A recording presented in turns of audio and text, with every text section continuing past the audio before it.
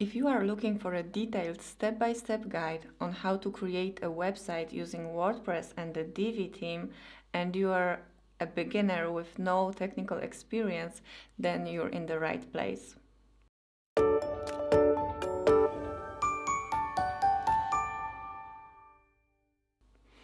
Hi, my name is Anya, and I've been building websites for over a decade now, and I would like to show you step by step how to create a beautiful website without any technical experience.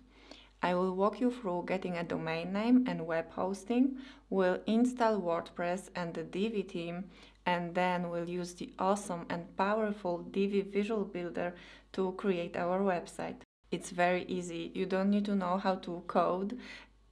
We are just going to click through the settings and drag and drop things around, so really anyone can do it. Let me show you exactly how our website is going to look. So we have this nice looking home page with a fixed navigation, About Us page, Services page with nice hover effects, Contact page,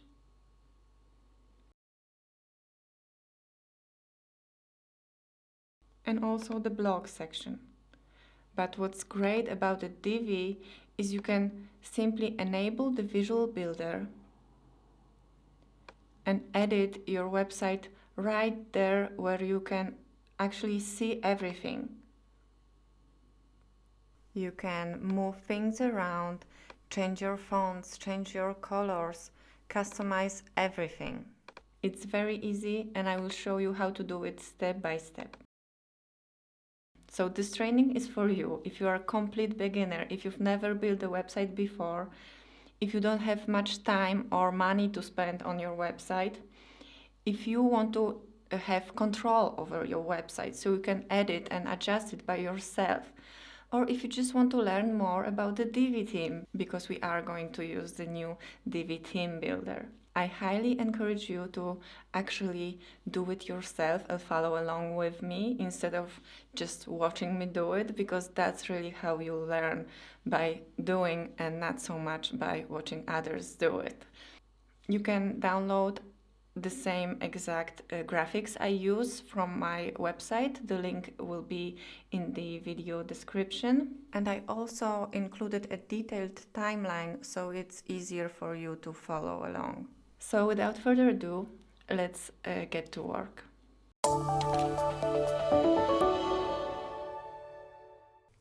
First thing you need is a domain name and web hosting. So if you already have that, you can skip this part. But if you don't, let me show you how you can get it. So if you navigate to Divi Lover website, in the resources section, if you scroll down below, you'll see that I recommend 2 web hosting providers. One of them is SiteGround. And the reason I recommend them is because they offer great quality to price ratio. So this is an affiliate link. If you purchase through this link, I will get a commission with no additional cost for you, and you can actually get 70% off from their regular price. So the first option you can choose is a startup plan. It would be a good option if you're sure you only need one small website and you don't expect a lot of traffic. But I recommend you go with the Grow Big plan, where you can create unlimited number of websites, and it's a great starting point, and you can always upgrade later if you feel like you need even more resources. So for now, let me show you how it's done. Let's click Get Plan. And on the second step, we have the option to choose our domain. If you already have a domain, you can select the option that you already have it. And if you don't, let me show you how we can choose one. SiteGround offers a lot of different extensions you can use, but let's go with the usual .com. I will name my new domain Divi Lover website.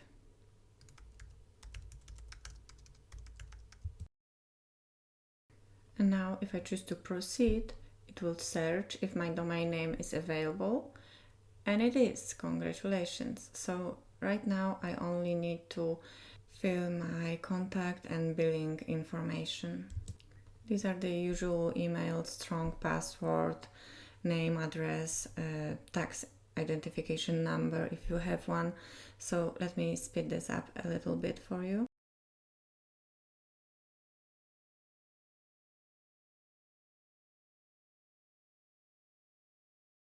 And on the last step, you get to decide for how long you want to sign up at the beginning. So the longer you choose, the bigger the discount is. And remember, there is a 30-day money back guarantee. So there is really no risks here. I would strongly suggest you choose to purchase a domain privacy, because it will hide your contact details from all sorts of different spammers and bots. You should also read their term of service and privacy policy. And now we are ready to purchase by clicking Pay Now.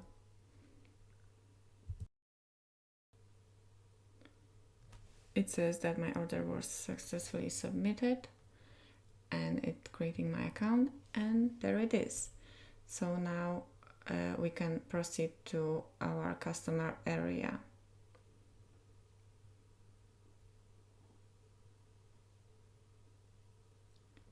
That's it. I have my hosting now, I have my domain name, so I'm ready to install WordPress. I also wanted to mention a second hosting provider I recommend, Flywheel Hosting, which you should definitely check out if you're serious about maybe starting a freelance career or making websites for clients. They have a great white label system, and they specialize in WordPress hosting, so it's definitely something worth checking out. I don't think I've ever seen anyone complain about Flywheel, so you might want to have a closer look at their offer.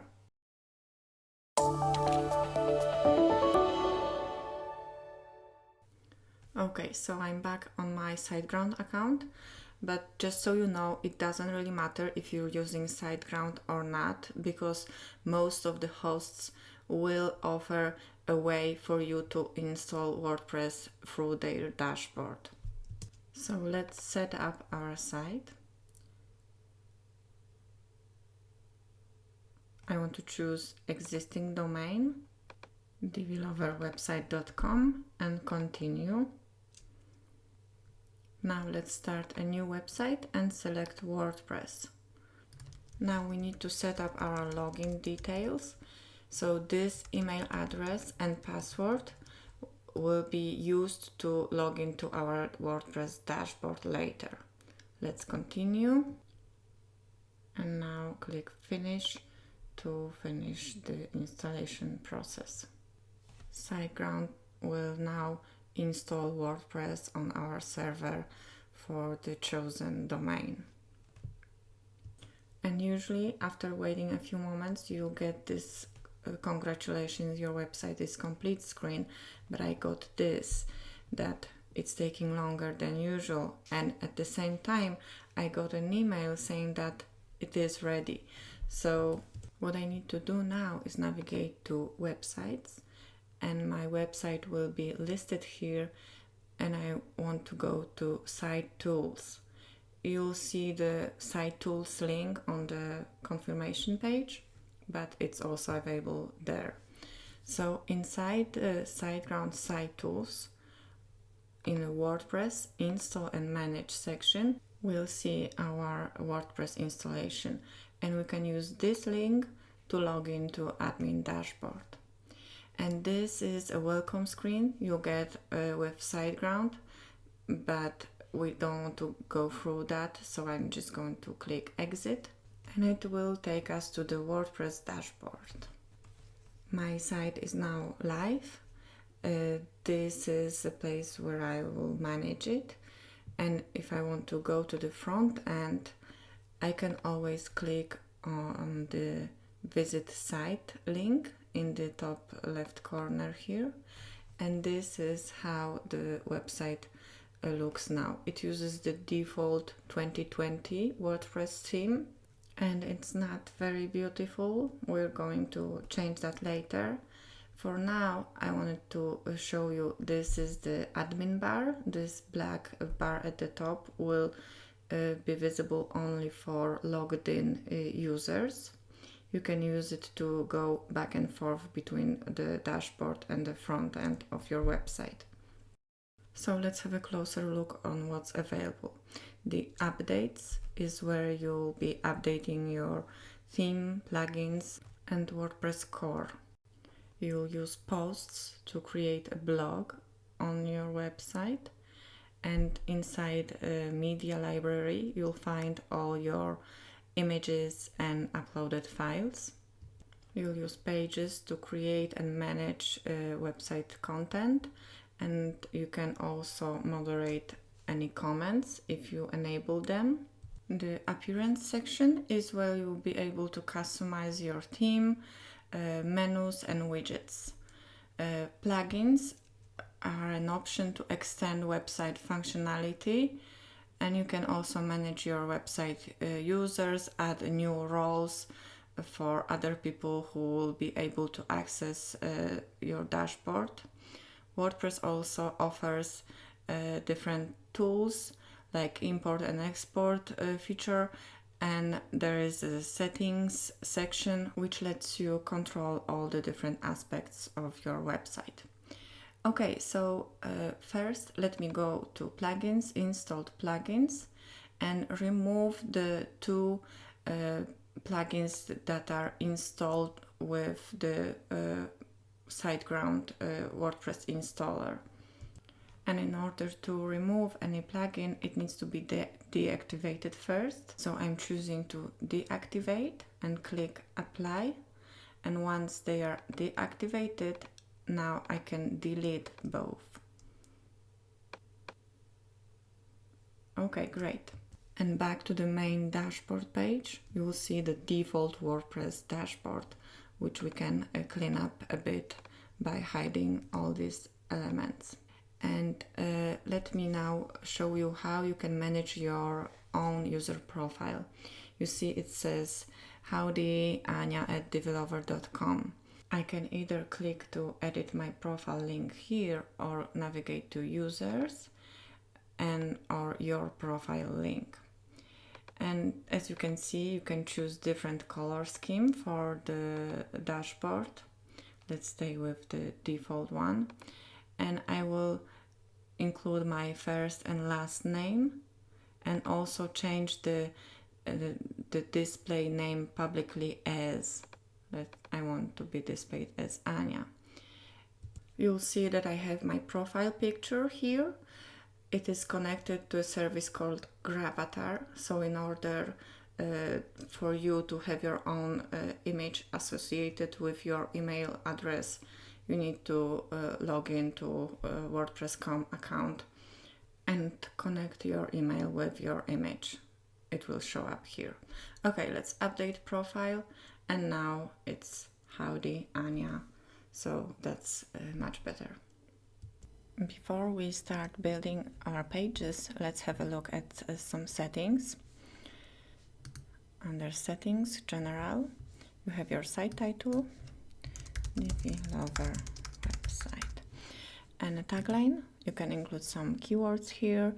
Just make sure it well represents what your business is about. You can use words that people potentially search for in Google. And you can see your website address is HTTP without the S. It means that if I go to visit my website, it says it's not secure. So let's deal with that first. Under Site Tools in SiteGround, there is a Security tab, SSL Manager, and you can see that the SSL certificate is active for this domain name, so it's good, it's installed and activated. If it wouldn't be, you can always choose your domain here and add a free certificate. And now in the HTTPS enforce, we are going to enable that for our domain. And once that's successfully enabled, I can go back here and simply add an S and save changes. Now I need to log in again.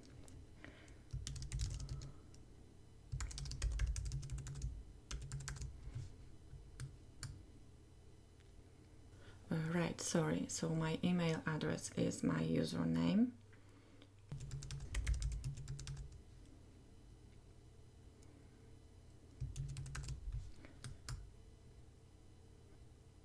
Okay, great. And now, if I refresh that page, you can see it's nice and secure. That's all you need to do to make your website secure on SiteGround. One other thing I would like you to change is your permalinks. So right now you can see that by default it uses this custom structure, so your link would look like this with a year, month and date of the post, which is not very Google friendly. So I suggest you use the simplest option, the post name.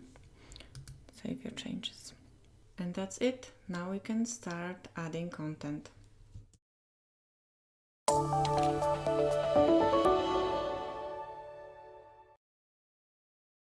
Now we can create new pages. We can either go pages, add new, or new page, or under pages, add new. Let me delete these default pages and also empty trash. And now we can add our own pages. So the first page I'm going to add is a home page.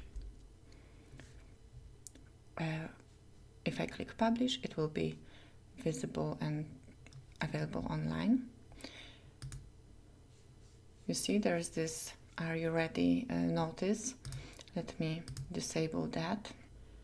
There are options, pre-publish checks. So now when I click publish, it is published. Let's add another one. New page, about, and publish. The next page will be services page.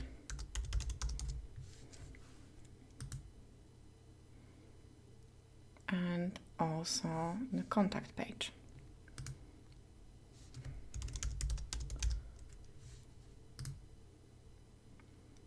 And we need another page for our blog.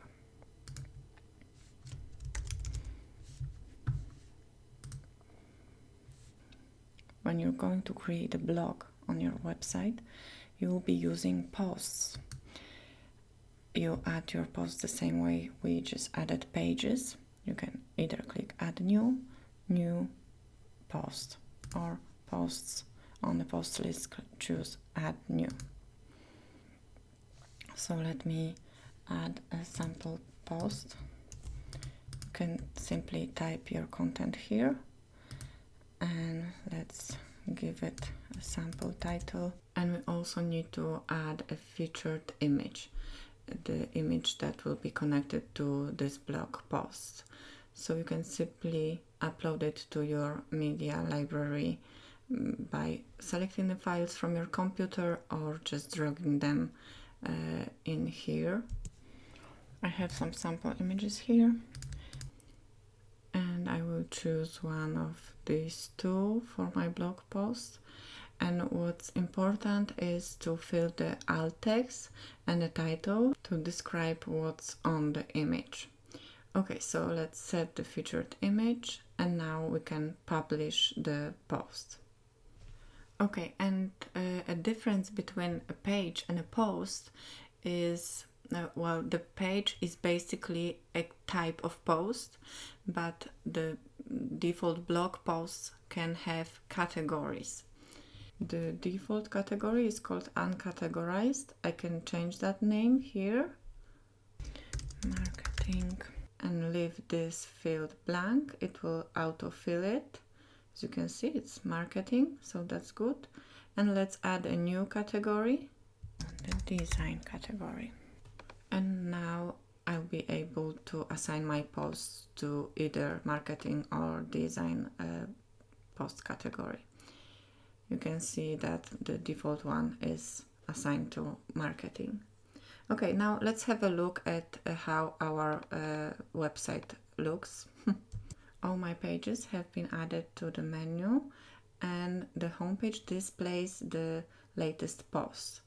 So that's the default WordPress behavior. It will show your posts on your homepage by default. And in order to change that, we need to navigate to Dashboard, Settings, Reading, and we can choose a static page as our homepage. Select the home, and for posts page, we'll use the blog page. Let's save that. And now when we view our site, on the main page we see home. It's empty for now, we'll deal with that later, and our blog page shows our latest post. And what might be confusing at first is that while you can simply go and edit each page by clicking edit page or going back to pages list, you can't edit the blog index page. So any page you assign here as your post page will list your latest posts, will be your index page, and you won't be able to edit that page normally in the WordPress editor. I will show you how to do that with Divi later, but it's just important to remember that page set as post page is no longer as a standard static WordPress page. And one last thing I would like to do before we move on is to create more posts, just so we have some content to work with. So again, posts, add a new. I have some dummy content here. This will be my post title. I will choose my featured image, and I can choose a different category. So this post will go to the design category. Publish, and maybe one more.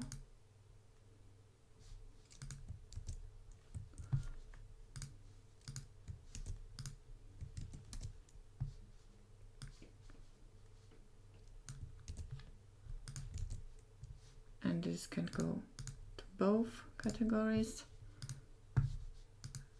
and we'll use the same image. Okay, I will publish this one, and now if I view my blog page, it shows a list of my posts. It might work differently depending on the theme we're using. That is how the default WordPress theme called 2020 behaves. I will leave our pages empty for now, and in the next part we'll change our theme to Divi.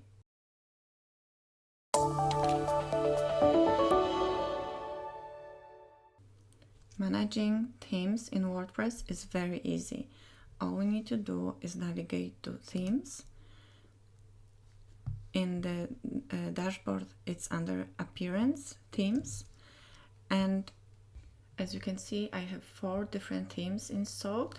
This is my active theme, and I also have these 3. I can see more details. I can delete the theme if I don't want to use it. So for example, I don't like the 2016. I can simply click on delete, and it's no longer there. And to change the theme, all I need to do is activate it. So let's activate 2019. Now this is my active theme, and if I go back to my home page and refresh the page, you can see it now uses this different theme. My single post page will look like that, for example. If I activate 2020 again and refresh, it's back as it was. Okay, so I don't want to use the default theme. I want to use the most popular WordPress theme there is. I want to use the Divi theme. So back on my resources page, there is a link which will point you to a page where you can get 10% discount off of the Elegant Themes membership, which gives you an option to use the Divi theme on unlimited number of websites. And with the lifetime access, you get lifetime updates and support for one-time payment, which is crazy. So simply sign up today, fill your account details, and there is no need to worry, because there is this 30 days money back guarantee, but I really don't think you are going to use it. So just continue with your registration, and once you're done, you'll be able to log into your account page where you can download the Divi theme. So just click the download button and it will download the Divi zip file on your computer. And now back on our dashboard, appearance, themes, we can simply choose to add new and upload theme. Now you need to locate this file from your computer. So I have this here. I can simply drag it here and click install now. And once that's uploaded, you can activate your theme. Now Divi is my active theme. So let's have a look at our site. That's how the home page looks, and my single post page looks like that. And next I will show you how to customize it and make it look awesome.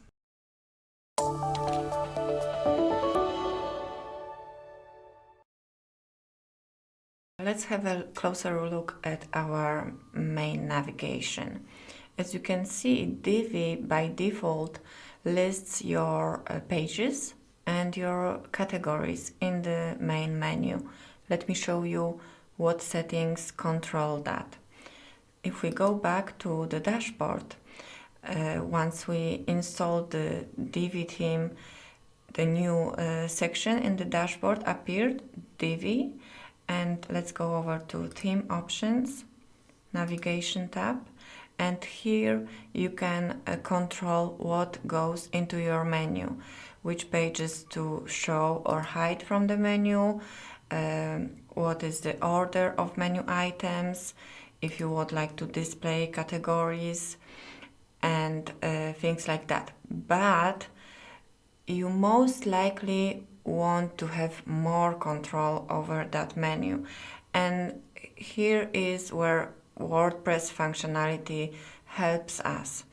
If we go over to appearance menus, we can actually create our own menu with our own custom menu structure. Okay, so first let's give it a name, main menu, create menu. And now we can choose which elements we want to add to it. On the left side we have pages, posts, projects, custom links, categories, and you can have even more elements here depending on if, for example, you have a shop on your website, then some products may be listed here. But let's start with pages. I will choose to view all. I want to add home, about, contact. Actually, I am going to add all of them. Add to menu.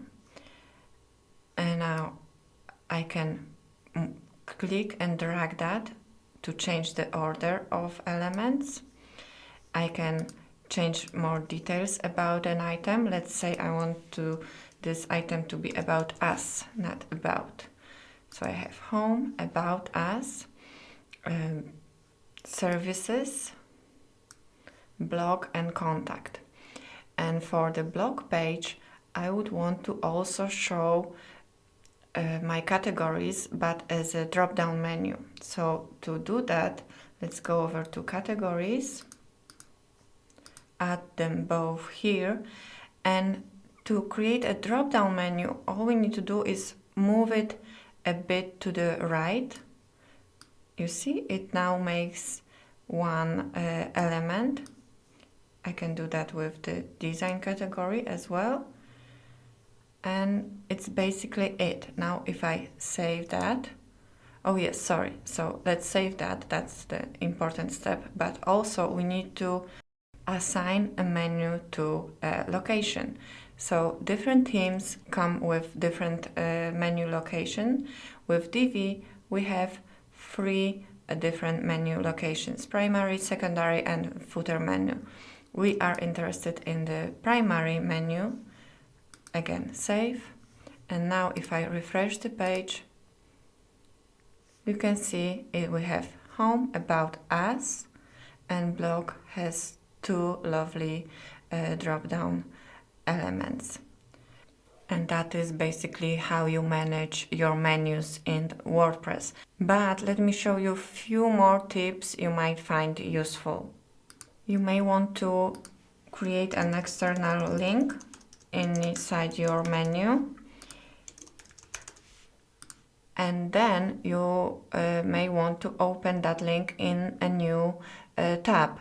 So let's have a look at our screen options. We can choose to display link target and also CSS class. That also may be useful if you are going to do some CSS customizations. So now let's have a look. If we edit the menu item, we can now check the open link in a new tab option and also add a custom CSS class. So hopefully that is useful. I will remove that for now. You can create more than one menu and then decide where to show it using the Divi Builder. And we'll do that later when we'll be customizing our header.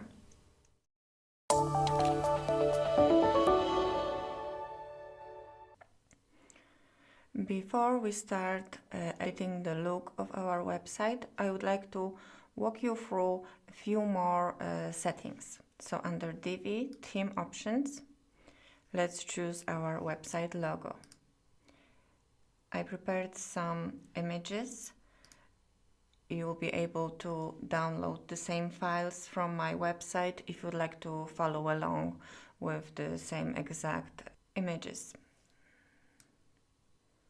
Let's set as logo. And what I also would like to do here is set my default color palette. I have my hex codes ready. I have this nice dark color chosen.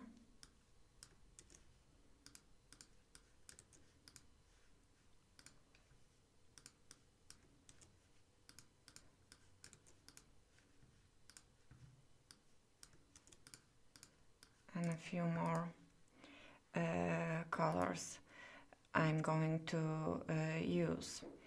So that is useful because now every time we need to pick a color, we'll be able to choose from these defaults. There are a lot of different settings you might want to look at here. Let's quickly go over some of them. Grab the first post image. Remember how we set up the featured image for each of our posts? If we enable this option, we wouldn't need to set up the featured image. The blog feed would use the first image it will find inside the post content. Blog style mode, it enables the full post content on archive pages, so your blog page, instead of the post excerpt, would list the whole post, one after another.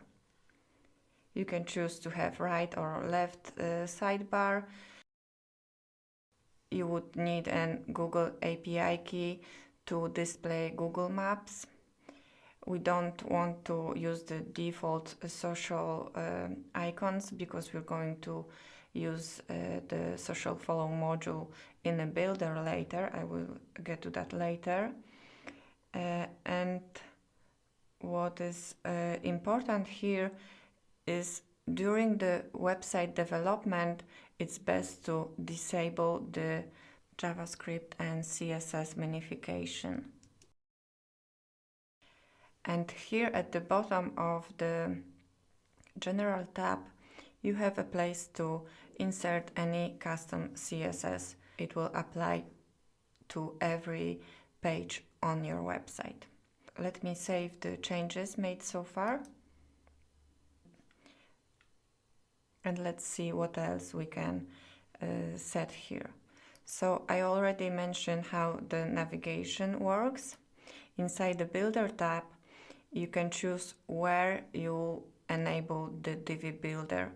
If you would use more post types, you could choose to disable the builder for products, for example, or for projects. We're not going to do that here, but in the Advanced tab, I am going to disable the CSS file generation, the static file generation. This is better during the development, so you are sure you see the changes you're making. Once you're finished, it's good to enable that or use a separate caching plugin, for example. Let's save that. The next tab, the Layout tab, also applies to default pages. As you can see here on the post page, we have author, date, categories, and comments. I could, for example, disable the date and categories. Save. And now if I refresh, I only have the author and the comments. So this is what the setting is for. It also you can also set that for the general settings would apply to your blog page. So as you see on the blog page, the comments are disabled. Let's check. It's author, date, and categories. No comments link.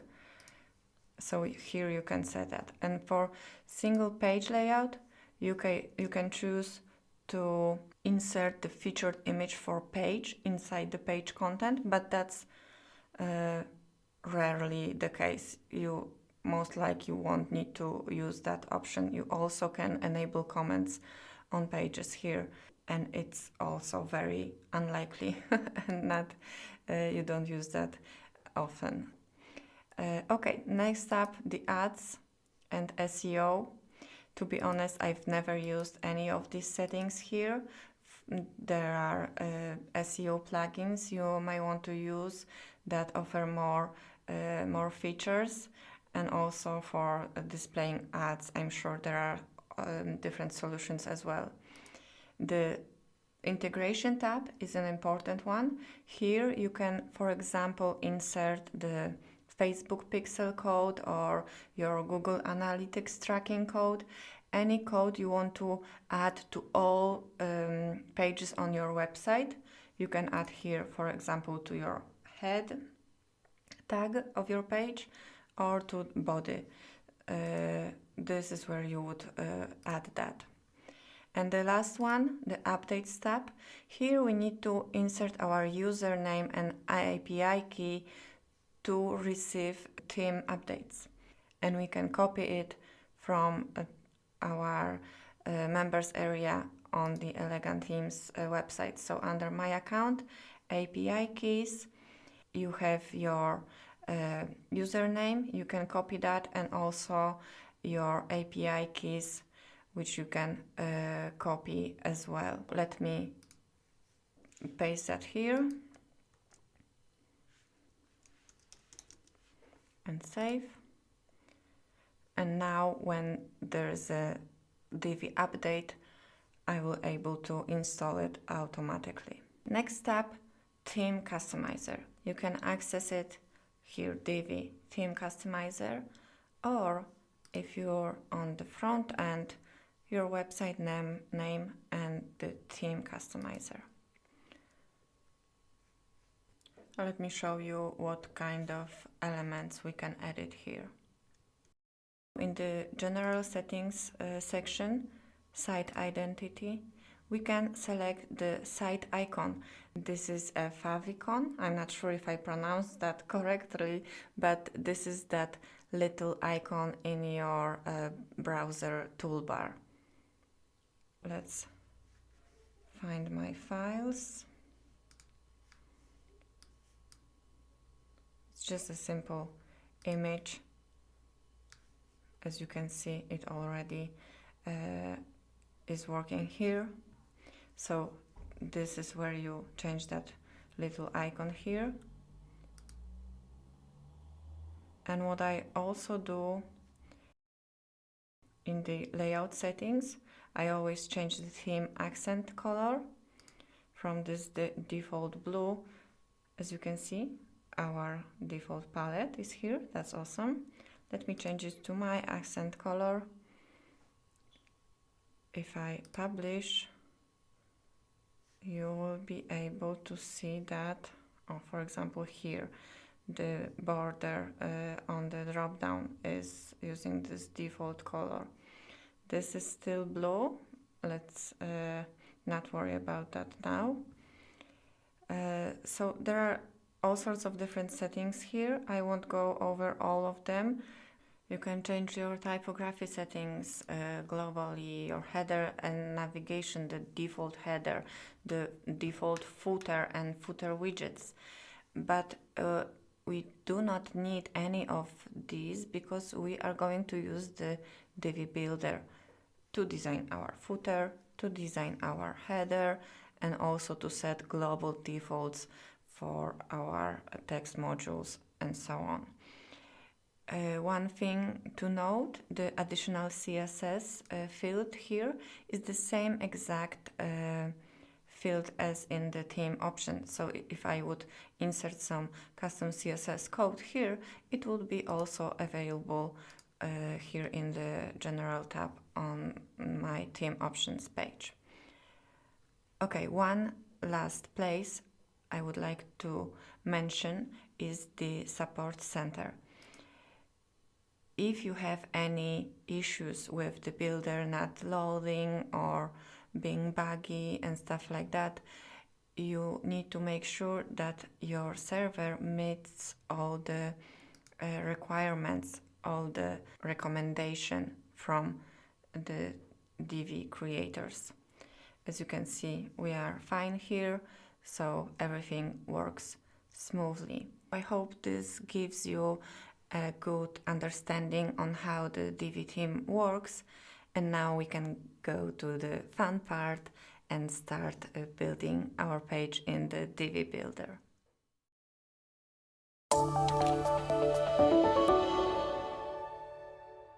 Here we are in the Divi Theme Builder. It allows you to create templates for every page of our website, every type of page. We can add global header and footer to our website and then create a separate template and change that header for example, you want a different header on your blog posts or a different footer on your landing page and so on. So you can create multiple templates to match the content your page needs. Now let's focus on our header. So I'm going to click Add Global Header, Build Global Header. And I have 3 options. I can either build from scratch, choose one of the layouts, or clone some existing part of my website. For now, let's just start building. And first, let me just add an empty row and the text module. and close these settings for a moment because I would like to give you this basic overview of the Divi Builder. So here we have our menu, and you can actually click and drag it, move it to the side if you like, or to the top. I like it at the bottom as it's by the default. What else? We have something called the wireframe mode, and this shows you content blocks. So as you can see, the website content in Divi is built with sections. Inside the sections you have rows, and inside the rows you have modules. Rows can have different column structure, right? So this one is a single column. We can have 2 columns and display different modules in those columns. You can click and drag things around. Here you can access the section or row or module settings. You can duplicate elements. You can save elements to library and then be able to load that wherever you need the same exact element. Very useful, speeds up your building process. Or you can remove it if you just don't need that, right? So we can delete that. There is more options available. You can also right click to, for example, copy element and then paste it. So there are all sorts of different actions you can take. There is also an awesome new feature called the layers. If your content is very long, you have many sections on the page, it's very useful to be able to easily scroll through all the sections using the layers panel. So you can have this quick overview and go quickly into the section settings. You can change the names here. So this would be our header, right? And it just makes it very easy to access the part of page you want to edit. Okay, we also have page options. Inside the settings panel, we always have 3 tabs: content, design, and advanced tabs. For the page settings, these are a bit different, but for modules and rows and sections, the design tab, for example, is very similar, and the advanced tab as well. There are some differences for different types of modules, but you have a similar set of design options available for every element. In the advanced tab, you can add custom CSS, and this CSS will apply only to elements that are loaded with this layout. We are in the theme builder, so that would be on every page, but if you're using the builder to build the page content, for example, home page, and you add custom CSS in the builder options page, then this CSS will apply only to that page. Okay, so hopefully that makes sense. You can also switch between 3 different views, like phone, tablet, and desktop view. You can click and drag, for example, add margin and padding, but please note that if you, this is very common mistake. So if you're in a tablet view, for example, and you want to drag these elements here visually, you are not really editing the version of the module that's displayed on the tablet. It's still the desktop version. To edit the values for mobile, you need to go inside the settings, and I will show you that in a moment. And here you can access the builder settings. You can change this little toolbar. Let's add these three. For example, you can disable this question at the beginning. If you like to build from scratch, load the layout, or clone something, you can decide that you always want to build from scratch, right? You can disable builder animations and change the interaction mode. This one is useful. These are these three icons. It's either hover, click, or grid mode. So the default one is hover mode. Let me show you. When I hover over an element, let's maybe duplicate these sections. I hover over element, the toolbars appear, and I can access the setting. If I change this to the click mode, I have to click for the toolbar to appear, and the grid mode will show all the toolbars all the time. So let's keep it at the default hover state. I will hide it. And just keep in mind that sometimes you might find it difficult to access it using this hover state, especially if you're using different transformations and moving modules around and stuff like that. So then always what I do is I switch to wireframe mode, or you can use the layers panel to easily find and access the element settings. And one more thing worth mentioning is that the Divi Builder comes with loads of keyboard shortcuts. So make sure you check this out because they can really speed up your workflow. Okay, so hopefully that gives you a nice overview and will help you work with the builder more efficiently. Now let's get to the building part.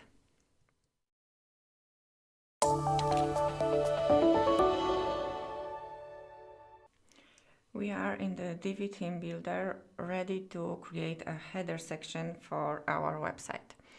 I will start with this empty section and a row, and I will change this row column structure to something like that.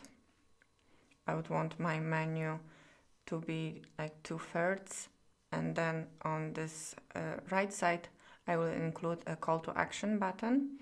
Let's actually switch to the preview mode. This navigation will be on the dark background, so I will go to my section settings and change the background color to this nice dark navy color. And now I can add a menu module. Let's move this pop-up window with module settings to the side with this button. Now we are able to see a little bit better what we are doing. So as you can see, the menu module has its own background. Let's remove that here. And let's have a look at other options. So in the content section, you can see that we can choose a different menu for this menu module. We only have one in the dashboard, but obviously we could create more and then choose the one we need here. Let's add a logo. This one.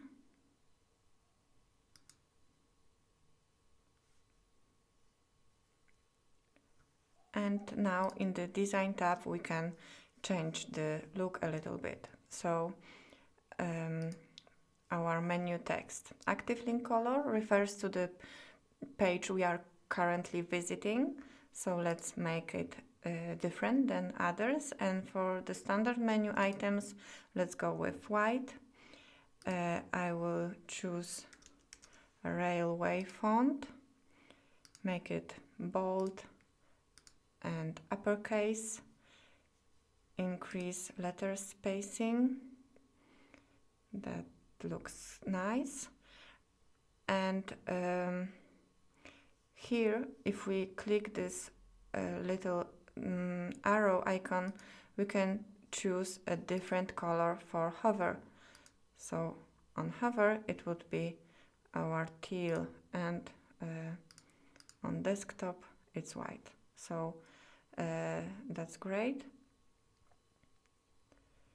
And I would leave, oh, and one more thing, text alignment. Let's align this to the right.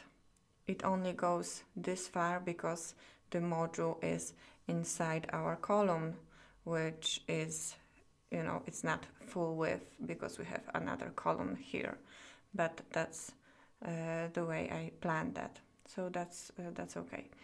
Okay, our drop-down menu is now hard to read because it's white text on white background. So let's change that here.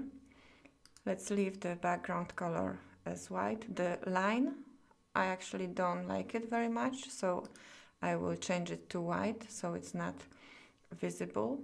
But the text color should be dark, and active link color can be different. Okay, for now it should be okay. Let's maybe do the dark mobile menu background with white text. And for icons, we are not using shopping or search, but if we were, it would be better if they are white, and our menu icon could be white as well. But to actually see that icon, let's switch to the tablet view and let's make it a bit bigger. That should be okay. Let's make the logo smaller, and that would be in the sizing section. The maximum height of logo, let's set it to 40 pixels. Yeah, that's nice, okay. And back to the desktop view. This looks pretty good. Let me check the mobile. Actually, let's change this this line color. Let's make it dark. Okay, so we can't see it here, and if we are on a desktop, it's also looking good. Okay, let's save that. And now, as you can see, there is a lot of empty space, too much space for navigation. So inside the section settings, in the design tab, spacing, we need to remove the section padding. The default is not 0, so by typing 0 for the top padding and also for the bottom, we are removing the default spacing here. And let's do the same for our row.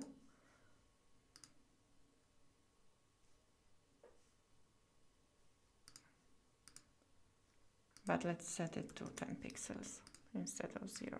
Yes, that looks nice. Let me save that. And now let's add our call to action button.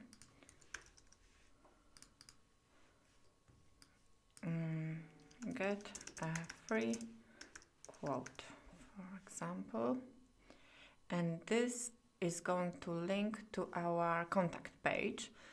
So I could just type the URL, but instead we can use the dynamic content feature and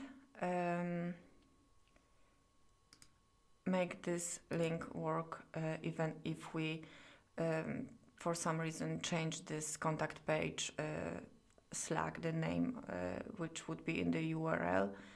This way it will always link to that page. Okay, and in the design tab, let's make it right aligned so matches the width of the rest of the site. And for the button, let's check the use custom styles. And this gives us a lot of options. Let's decrease the font size, text color, background color, background color on hover, I don't necessarily want to change it, I just want to change it slightly, so I will make it slightly darker.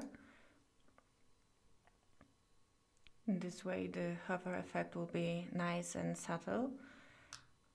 So let's remove the border, change the border radius to something like big value, that to make sure it is nice and round. Let's increase letter spacing, change the font weight, uppercase, and let's change the icon.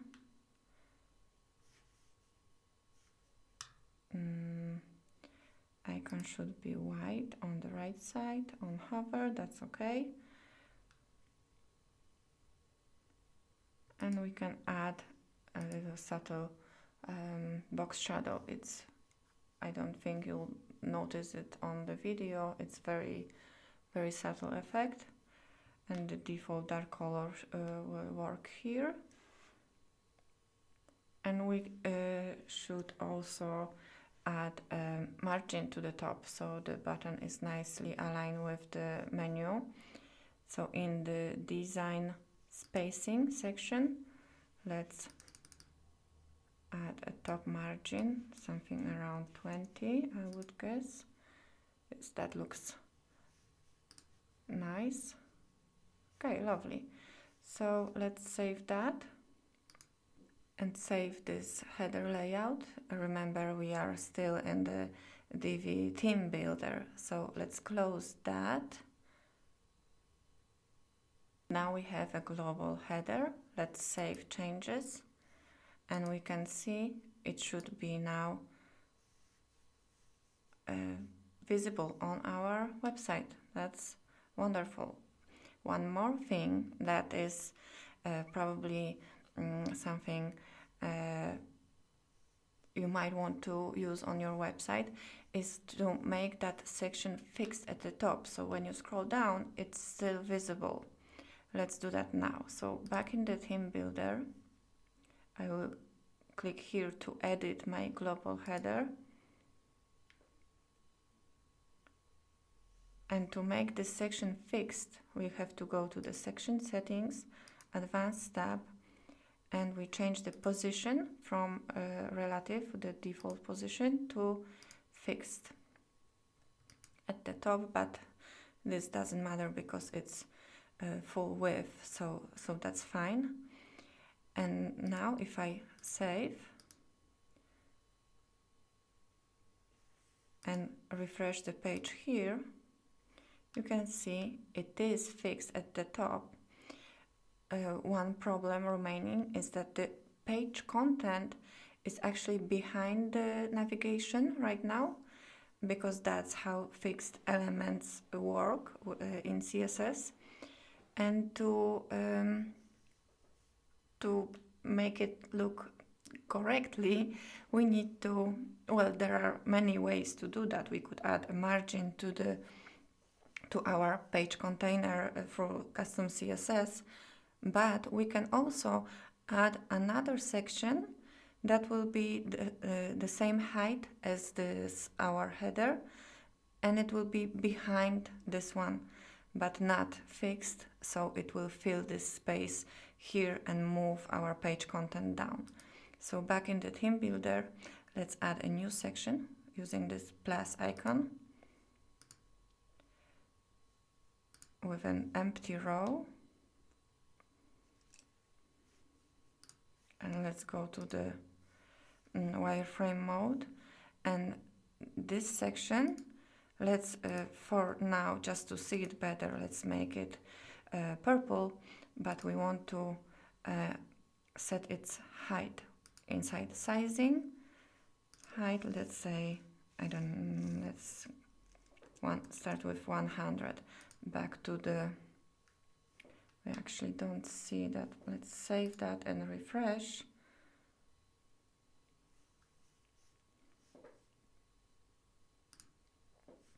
Let's see here.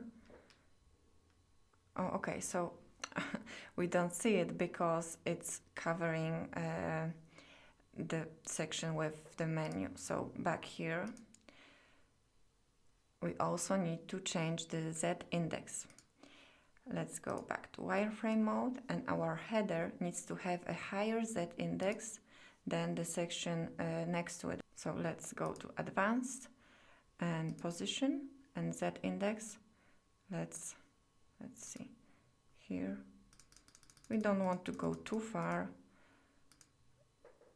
so it doesn't cover other elements like your pop-ups or all sorts of different overlays you may use later, but whatever value works is enough. You don't need to go like 99999. That's not always a good idea.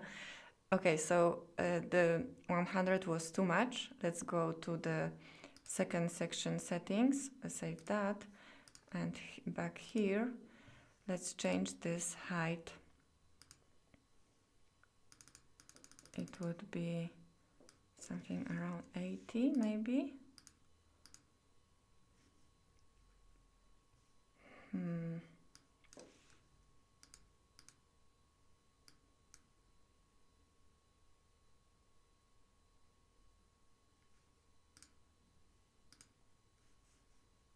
Let's see. Oh, maybe it's the padding. So for the spacing, let's do, yes, that was the padding. So again, sizing, 82, 92, 100. Okay, that's 96 pixels. And if I save now, oh, sorry, one more thing. Let's actually make it the same color as our menu background. This way we won't see any purple even if we have like few pixels, we are a few pixels off, it won't be noticeable. So now refresh. And as you can see, our page content is at the correct place. And when I scroll down, the navigation stays fixed at the top. Now let's see how that page looks on smaller screen sizes. If I right click and choose inspect, I'm in Chrome browser. I have this toggle device toolbar here enabled, and I can simply drag and see how this looks on tablet and on phones. And one more thing I want to do here is to hide this button here.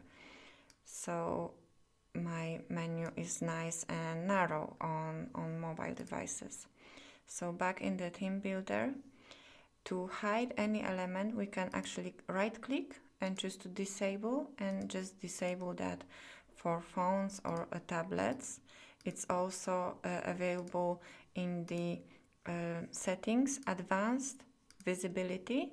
You can disable element for a certain type of device, but instead of disabling the button, I want to disable the column so it doesn't take any space. So in the row settings, to access column settings, I have to go to row first. So row settings, and then the second column. Now I'm in the column settings, advanced tab, visibility, disable for phone and tablet. And one more thing, back in the row setting, design, spacing, sizing, and custom gutter width. If I choose a different gutter width, decrease it to 1, which is the smallest available number, that makes the columns closer together, and there is no margin between columns on mobile devices. So that should look better. Let me just check my change the background color here just for a moment, and when I save that, this empty space background, let's refresh. you see our navigation is nice and narrow, but the placeholder section is too big, so we can decrease its height on smaller screen sizes. So height on tablet could be something like 76 and 66, something like that. Let's check that. I could be very specific, but it doesn't really matter because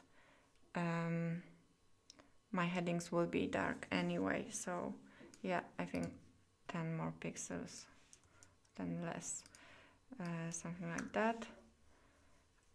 And back to the background. Let's make it the same as it was. So now my header looks very good, I think. Okay, great. Now let's customize the default footer. Let's build it in the theme builder as well.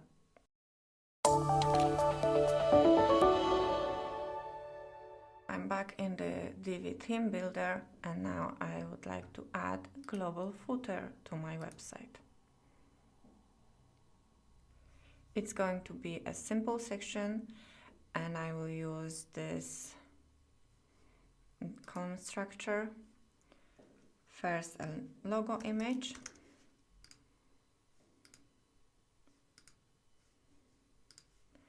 I will make sure it's the same size as my logo in the header, so we've set the maximum height to 40 pixels. I think that should be okay. And I would like it to be left aligned on desktop, but centered on tablet and phone. So that's nice. Great.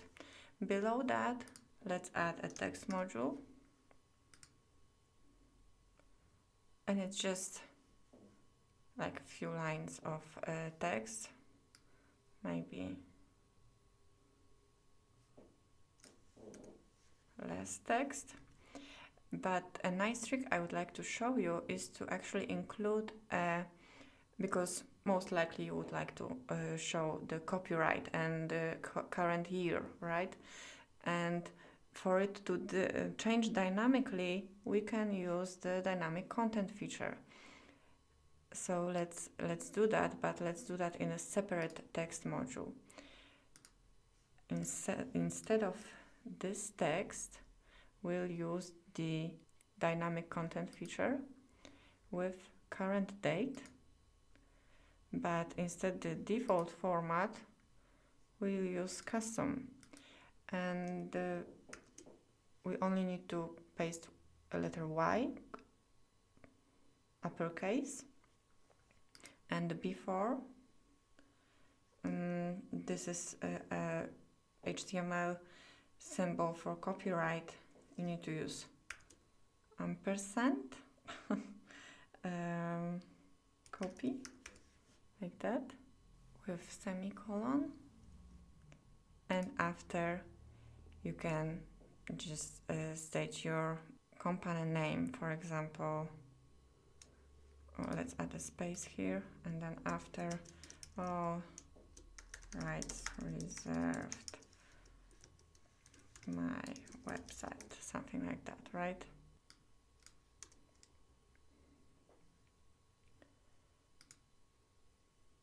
Awesome. Regarding the font styles, let's change the text font to a different font, but I would like to do it globally.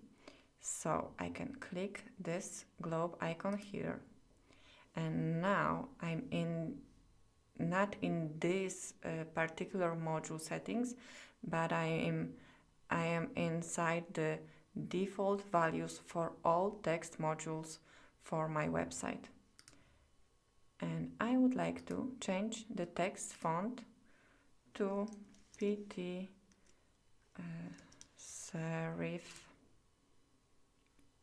and text color to my dark color, but with lower opacity. That is something I like to do. It's the same color, but a bit lighter. I think that looks very nice. And I will set my default desktop font size to 16, 14 for tablet, and 12 for phone. And this will be my global setting, right? I will save that, or actually I will go back to the text module settings, this one text module, and it says, you've made changes to the text module default settings. This will affect all text modules across your entire site. Do you wish to proceed? Yes, I do want this to affect all text modules on my website. So yes, I want to do that. You see, I edited one and both have this new font. But for this footer modules, I actually want to use a smaller font size. So back in the design tab, I can actually override the defaults. You see now my 16 pixels is the grayed out value here. I can change it to 14 and maybe 13 on tablet and even less on the phone. I think that's fine for the footer text. So now another trick, I can copy this text size, this value, save that, and paste it on this module. Paste text size. Voila. That is very nice, I think. I can decrease the margin here. I could drag it, but I would rather go to the sizing, spacing, and bottom margin, like 10 pixels is nice, I think. Lovely.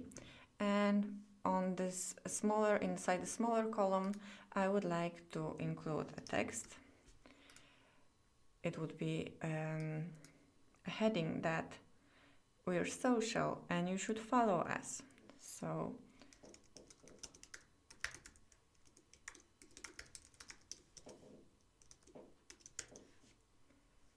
this will be my H3 heading level, and this is going to be H2. And now, again, back to the global defaults, I would like to keep that style when I use the smaller heading at the top and then bigger one below. So my heading text, my H3s across entire website will use railway font, will be ultra bold, uppercase, will use my accent color, but will be actually quite small, and on tablet even smaller, and only 12 pixels on phones. But when I do that, I like to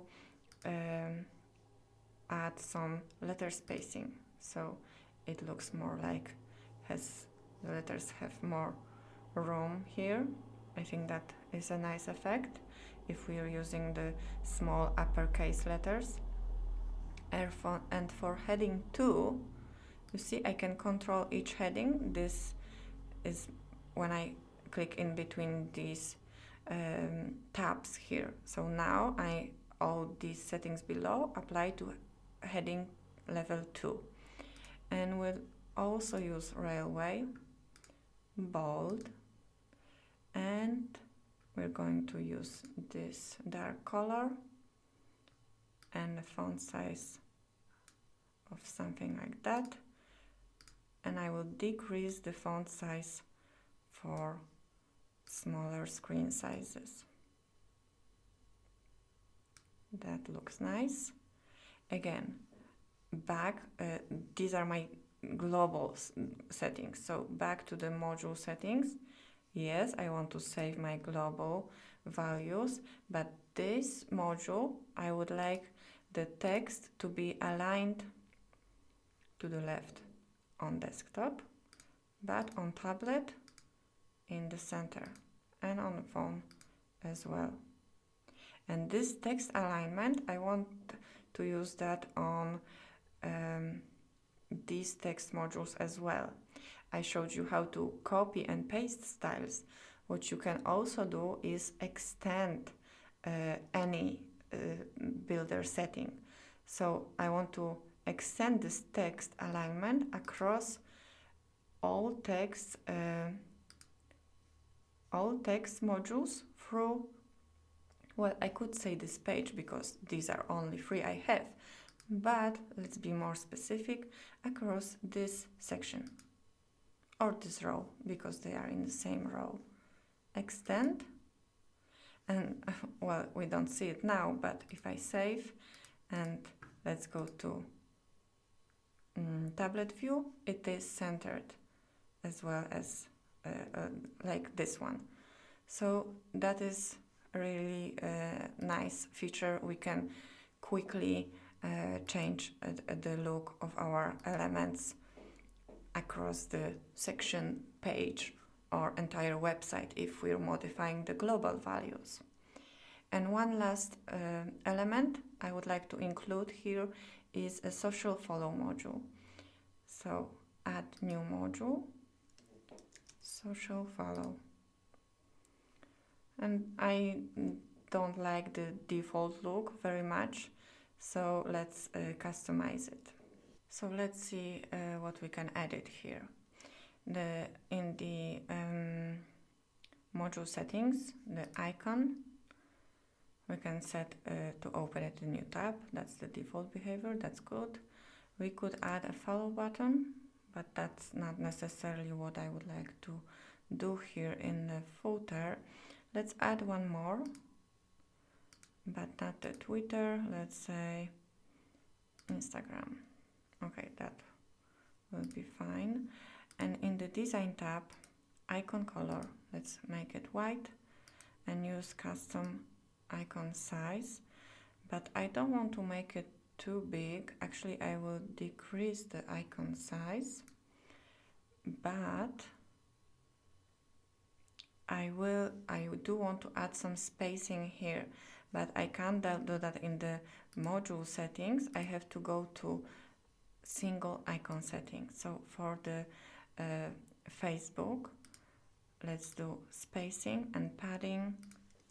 Let's start with 10 and match that padding on right and left side. That's quite nice, I think. And if we change the border radius, let's say 30, that will be nice and rounded. Now I want to also change the color from the default Facebook navy to my nice black, almost black color. And on hover, so arrow icon and hover, let's do green. And back to the main module settings. Now I can copy styles and let's paste these styles onto the Twitter icon and Instagram icon. Okay, and the module itself, let's check the alignment. It will be left align on desktop, but for tablet, let's keep it in the center and also on the phone. Perfect, let's save this, exit, save changes in the theme builder, and see our footer on the website.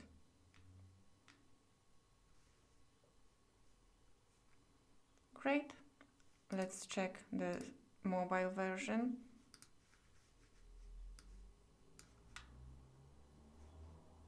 So yes, I think that we've made a quite nice looking footer. Now we can go to design the middle part of our website. So let's start with our homepage.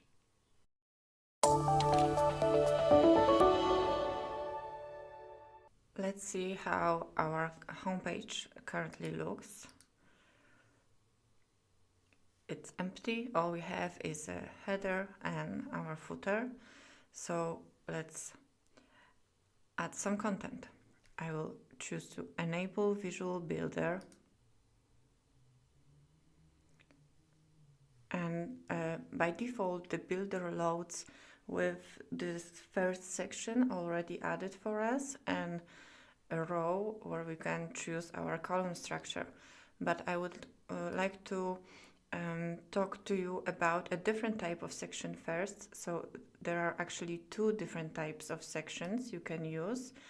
The regular section is the one we've been using for inside the header and footer. There's also a specialty section that comes with different column structure that can help you build more complex layouts. And the last type of section is a full width section. That name is actually quite misleading, I think, because you can make your section, your rows full width using the regular section. So the fact that we have a section that's called full width doesn't mean that other sections cannot be full width. But the full width section, and I will use that one, comes with a different set of modules you can use. So there's full width image, full width menu, and I would like to use a full width header module for my hero section. Okay, and let me remove that empty section first so we can see a little bit better. And now back to the module settings.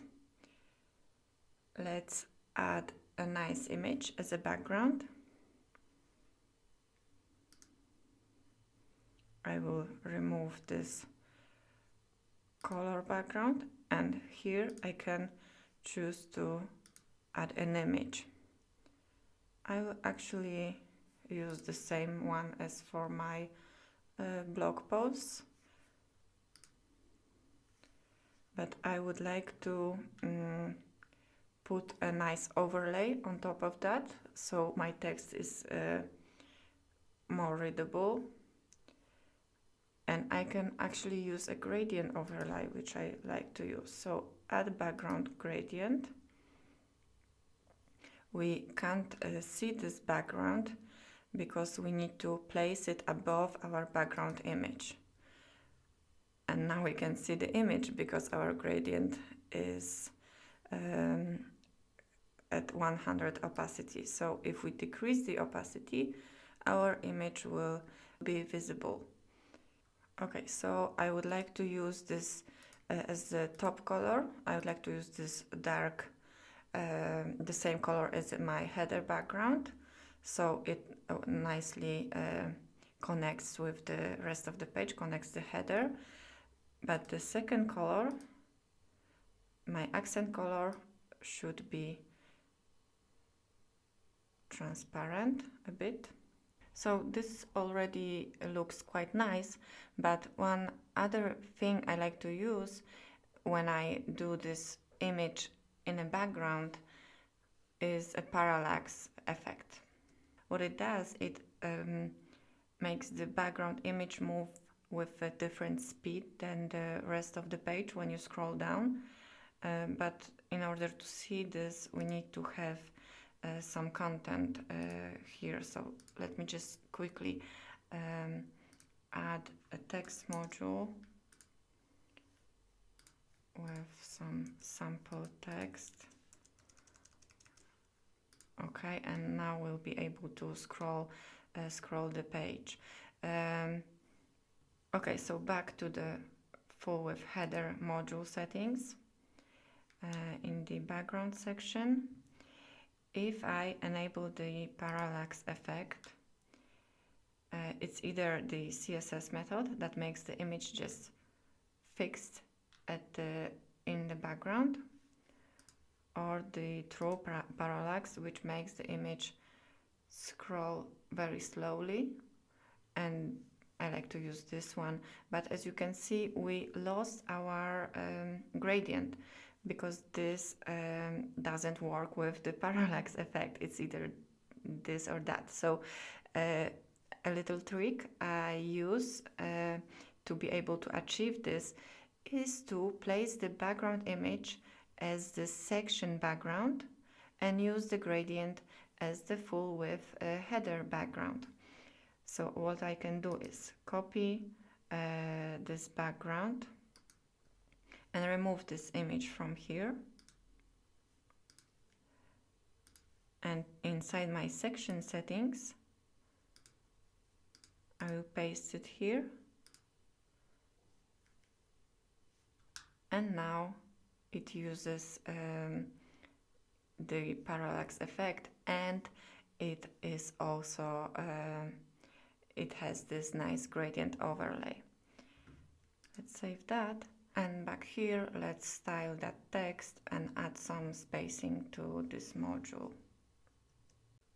We can use these little icons to jump to the settings for this element. So first our title. Let's change the font weight,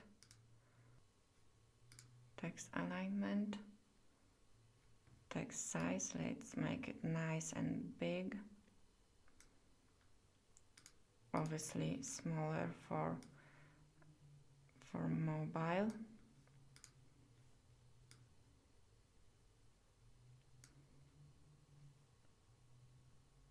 Okay, now let's change the body text.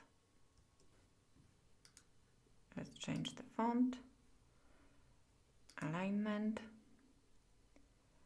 and also font size. Smaller for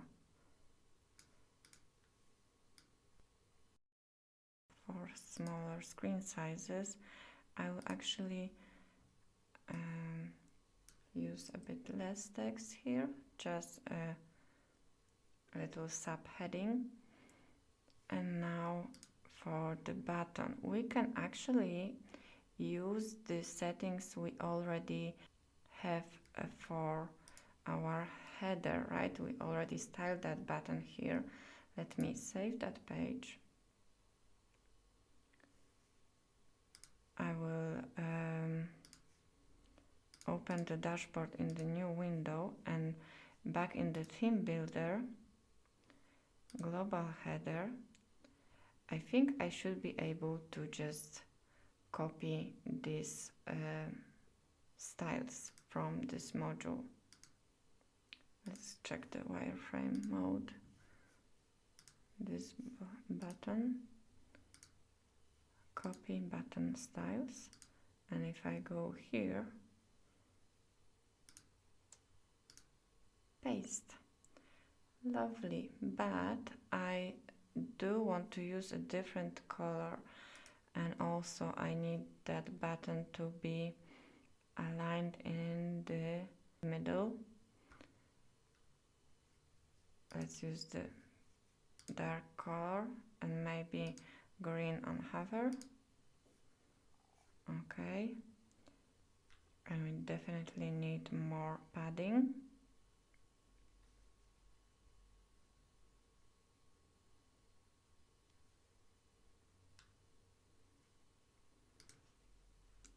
Let's say 20, how that looks. And a bit more on the sides. Now I need, or maybe let's just use 15. Yeah, that's nice. Okay, let me see, where is the alignment? Oh yes, the layout section. Text and logo alignment, and there it is in the middle. Nice. Okay, let's add some space here at the top and at the bottom, so it has more breathing room. I don't necessarily want to make it full height, or do I? There is a full screen option that will make this as big as our screen. If it's tablet, phone, or desktop, it doesn't matter. It will fill the entire height and width. But yeah, I don't think I want to do that. Let's add some padding instead. So in the spacing section, we can control top and bottom padding, maybe a bit more. Okay, and let's add a nice divider section. So there is a divider option for our section, not the header module. Let's save that, but the section settings. Each section has additional options to add dividers. It's only available for sections, and you can add divider at the top or at bottom of the section. So in this case, we want to add it at the bottom here, and we have all different styles we can use. Let's go with this one, but let's make it a bit taller.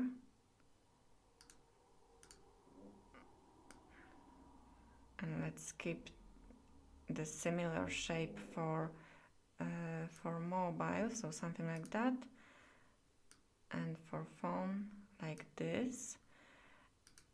Okay, great. And now back to the header, Fullwidth header settings. Again, design, spacing. Let's check our padding for tablet. It could be definitely less at the top, and maybe a bit more like this. And phone looks pretty good, I would say. Okay, so just to link the button so it actually goes somewhere, let's do link button number 1 URL. Let's use the dynamic content again, and we choose page link, and we can choose our page. Let's let it go to about page. Maybe we could change the text to something like learn more. Okay, and I don't like how this looks, the arrow looks when we change the spacing. It doesn't use this custom spacing for hover, so I think I will just remove the arrow from this button here. Remove the icon. Okay, that's better. Is the background different on hover? Yes, it is. Okay, lovely. Let's save that. And for the next section, let's add maybe remove this, the placeholder text, and now let's add a section again with 2 columns, and we'll use an image and a text on the side.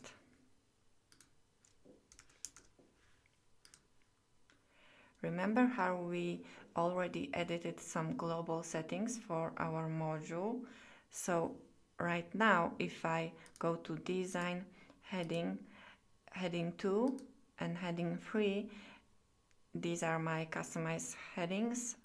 So if I, inside the content, add a heading like our services and a subheading, but the one above the heading, what we offer, something like that. So if this is H3 and this is H2, it looks similar, well, exactly the same as our text in a footer. And I think that looks very nice. So let's save that. Let's add a button so it can direct us to the services page. Again, page link, services, and the text would say our services And in the design tab, let's paste those styles one more time. Okay, and again, let's change the colors. So background black and green on hover. Okay, and now I can make these styles global. If I right click, make styles default. That would be the default styles for any new button module I will add later. So, and it will affect all button modules for the entire website. So yes, I do want to proceed. Wonderful. And for the image, let's change it to any image like this one. And let's add some maybe border. What I like to do is add a white border with some shadow. So let's 10 pixel border. You can't see it yet, but when I add a box shadow, something like that, it gives this nice effect, but this shadow is too strong. So let me actually use this color as a base and then lower the opacity a lot. And also I like to use this bigger blur and then contract it a bit with the spread strength value. Yes, that's very subtle, but I like it. Let's move this text a bit further down.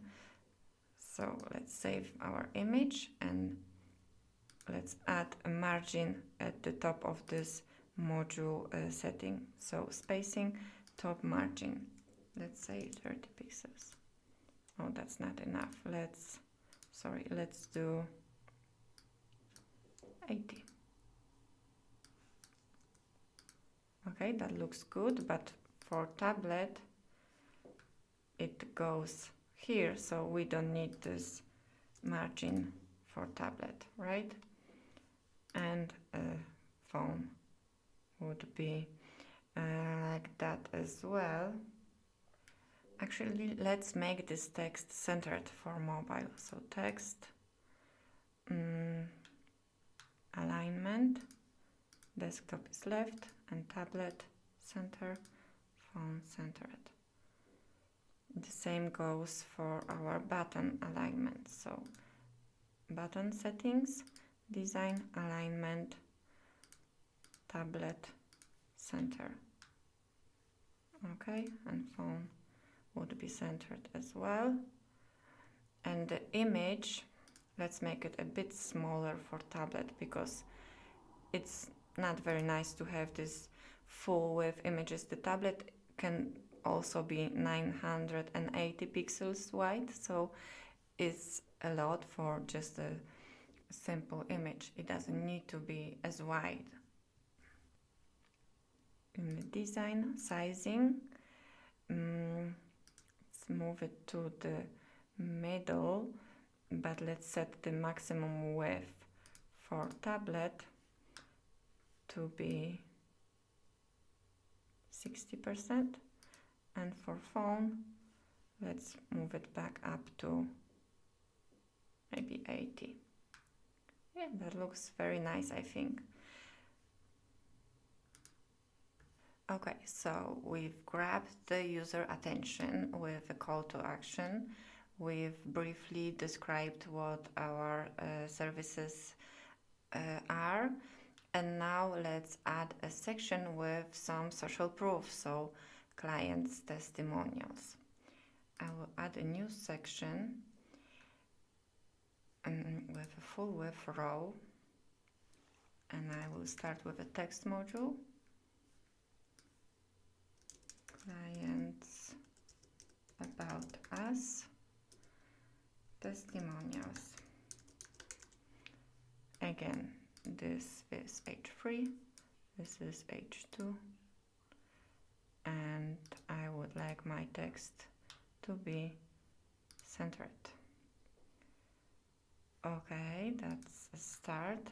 Now my section is going to have a different background, light background, and also a divider at the top.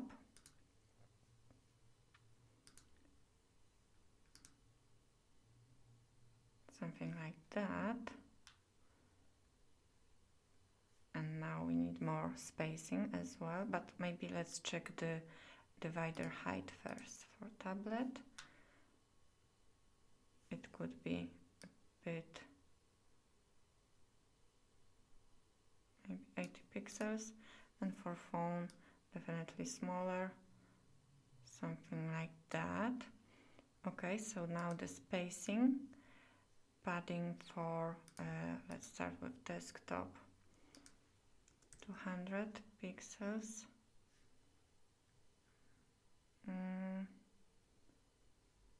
Well, that may be a bit too much. Let's try something like that. And I do not like this space here, but let's fix that in a moment. The tablet, 130 or maybe 100 pixels. Yeah, that should be good. And for the phone, let's do 50 pixels. Okay, that would be okay, but let's remove the padding from here, and this I can just drag because I want 0 padding for all devices. Okay, next, a new row with 3 columns, and inside each column a testimonial module. Okay, let's customize it a bit.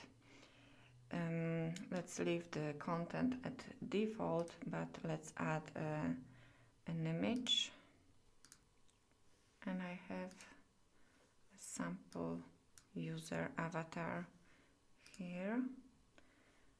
Okay, and also I prepared a background. Let's remove this color. I prepared a background image I would like to use.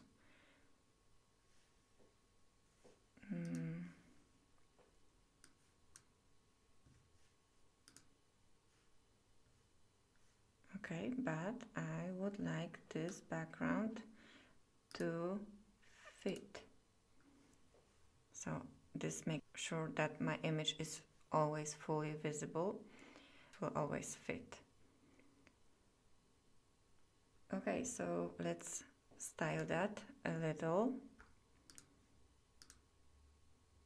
But first, let's also hide this icon because we already have a quote image, and add a sample company name. Sorry. Okay, so back in the design tab, we have our image, and I would like to change this default shadow that's inside. There it is, box shadow. Again, my color, but lighter. I leave the rest of the settings at default.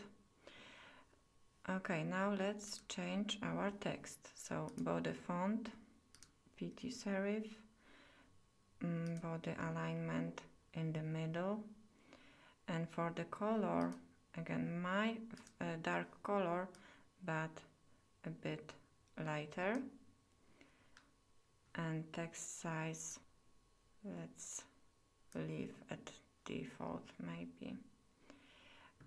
Alter text, let's change the font to railway, same as our headings, and dark color, maybe a bit bigger.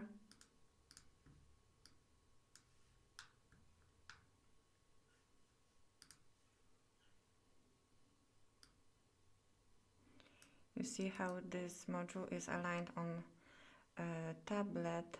I would move the text to be left aligned. So again, text, alignment on tablet.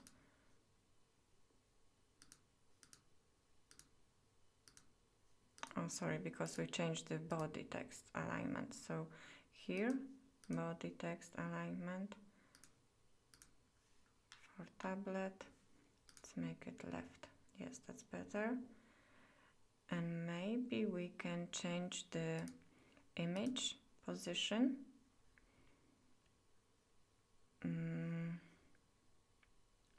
But for tablet,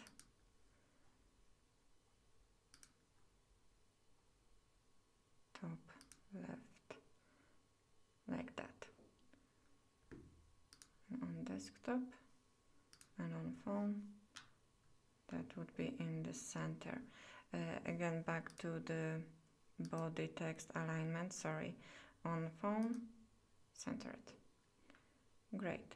And company text, let's make it using a railway font as well, but with smaller text and bolder font, something like that, or maybe even smaller. Yes, that looks good, I think. And now we can save that and duplicate the module 2 times and move it. Just drag and drop this one here and this one here. Okay, I think that is a quite nice looking section. We can maybe remove the row padding just by dragging it. It would work for desktop, tablet and mobile, so that's good.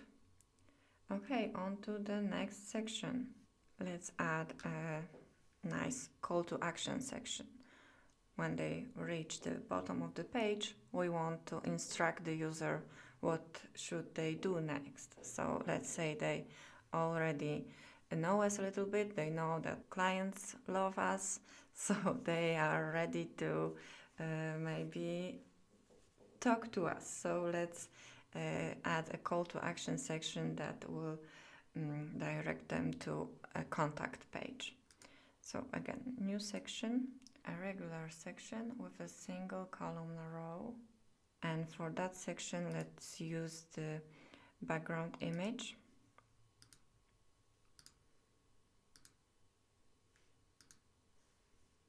I have a dark background prepared, so I don't need to use any overlay here because this image is already very dark and my light text will look nice on top of that. But I do want to add divider at the top, like this. And let's change its height.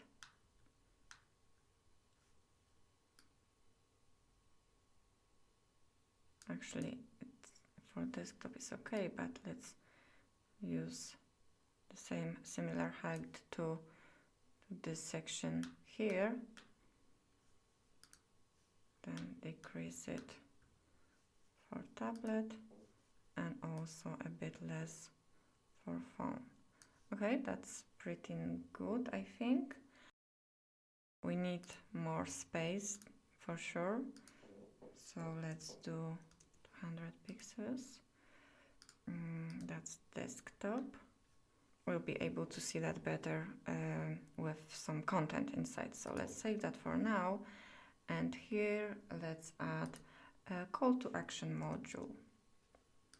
So this module comes with title, content, and also a button. So that's good. The button won't be visible until we assign a link. So let's do that. Let's use dynamic content with page link to contact page. Okay. Let's remove that background. We don't need that. Okay, great. Now let's change the font for our title text. Again, I would choose railway font, bold, bigger, like this, smaller for smaller screen sizes.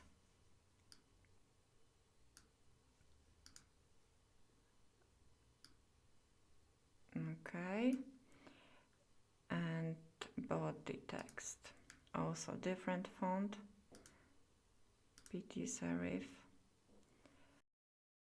Let's change the desktop font size to 16 and then 15 and 14. We can also change the line height a little bit and also decrease the opacity of that text, not too much, just slightly. Okay, and let's maybe try copy the button styles, the big button from this module.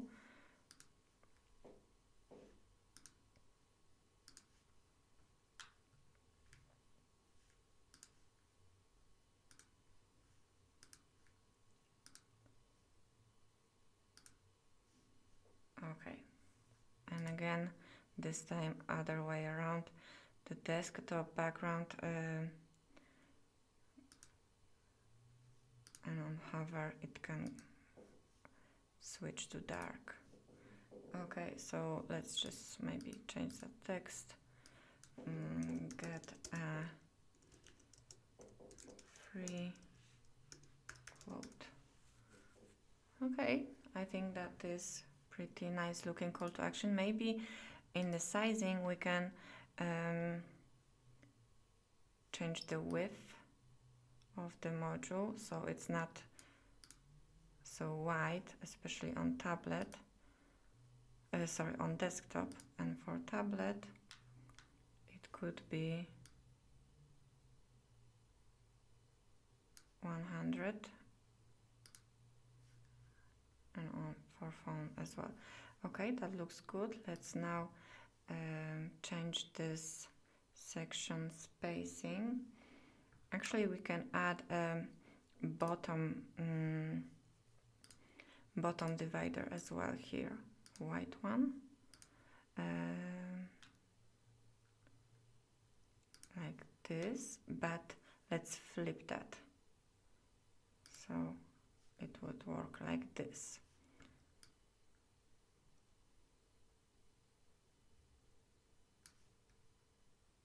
Okay, that looks good, I think. And now tablet. It's probably a bit too much space here.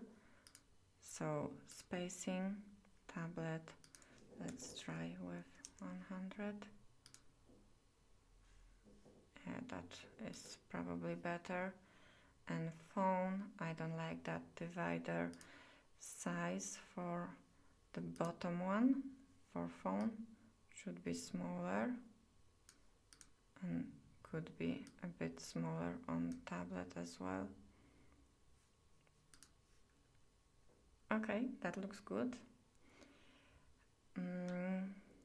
One last section that will be good for Google, for SEO, because they like us to have a lot of content. So we're going to add a few latest posts using the blog module. New section, full width.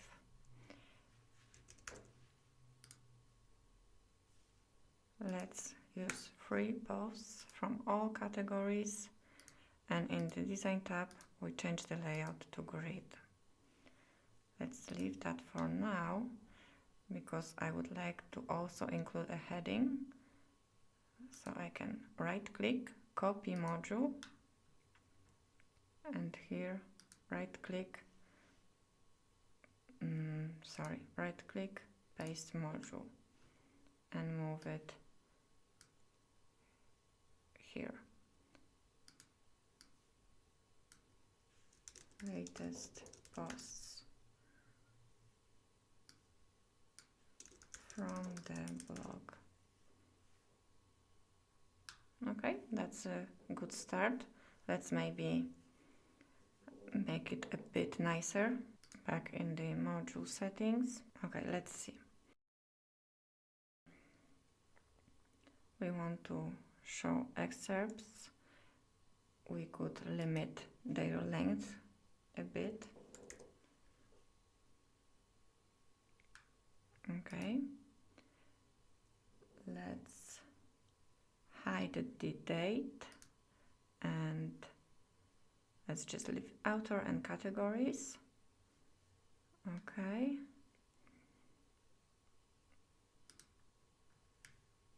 Okay, and in the design tab, layout is great.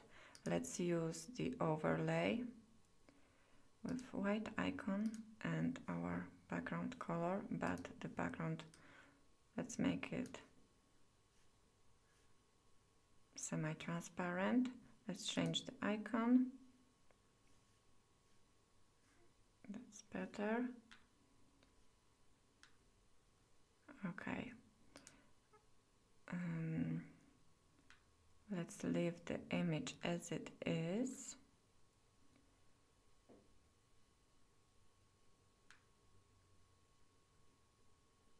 Let's change the text alignment, or actually maybe just let's leave it to the default left. Our text should be bold and use the railway font. Let's make it dark.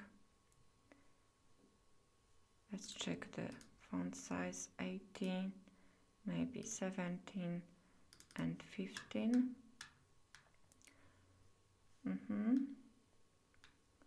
Now the body text font, PT serif.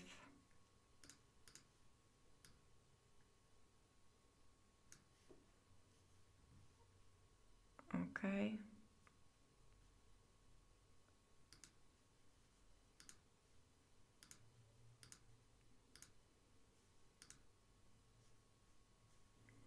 Let's decrease the line height a bit. Okay, that's good.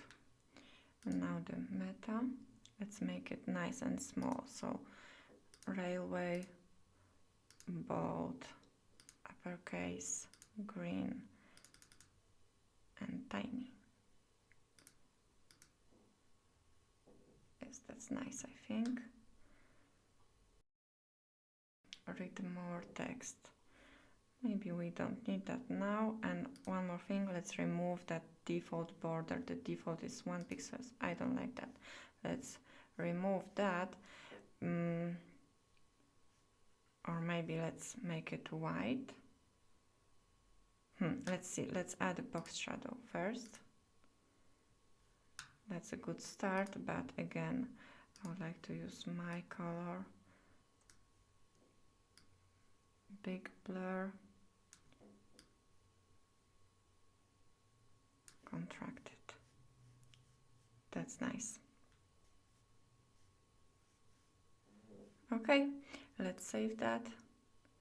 And I think this looks pretty good. Let's save that. Let's actually see how that looks on the front end. So I will exit Visual Builder, but in the new tab. You see how this section nicely fades away with this parallax effect. I think that's quite nice. Okay, so yeah. Okay, this we've changed the color, but only on hover. We removed the color, so we need to fix that. And this looks good. Yes, quite nice. Okay, let's check the testimonials. What happened here? Content, background, desktop, background color. Let's maybe set it to transparent just to be sure. And on hover. Oh, use background color. No, we don't want to use background color. either on desktop and neither on hover. Save, save, refresh. Okay, that worked. So now we can either copy or extend. Let's try to extend testimonial styles around this row. Extend and save. Let's see if that worked. Yep, lovely. Okay, I think this is a quite nice looking homepage. Let's inspect to make sure it, like this would be our tablet view.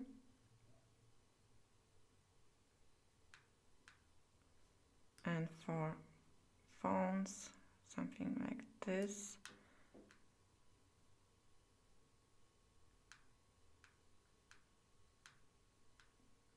It looks pretty good too.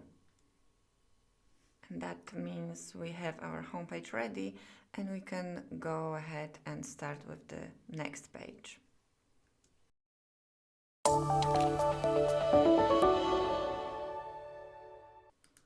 Our homepage is ready and now we can use that to build the About Us page. Again, let's enable the Visual Builder.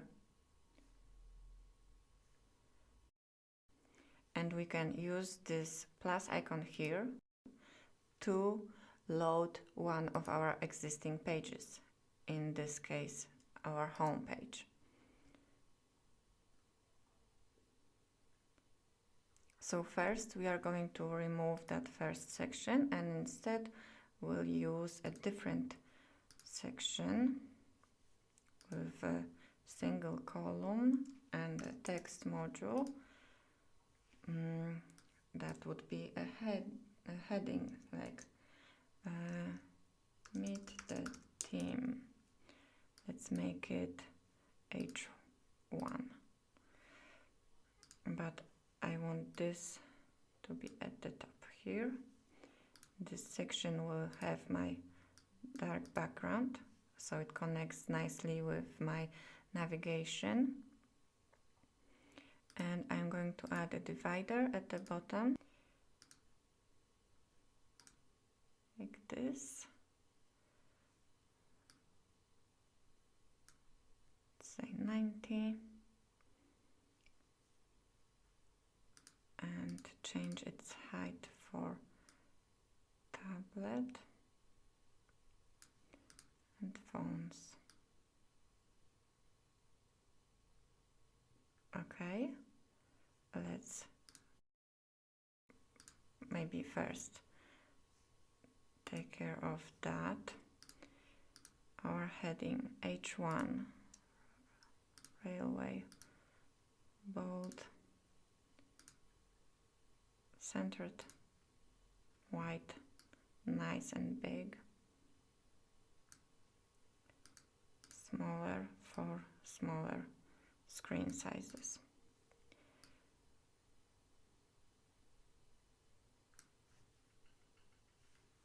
Okay, we can remove the row padding and check the spacing in this section. Let's have a lot of space on desktop, and for tablet we can decrease that, move that to the top, and yes, that looks nice. Okay, so this is the first section. Then below that, let's add another one, and I'm going to use this structure to for each person. So that would be, I will move that here, that would be first person. Instead of person module, let's do it like that. We have more control over the design. So let me grab my images.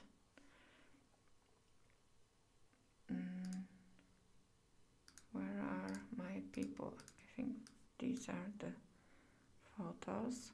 Okay, so here is my CEO.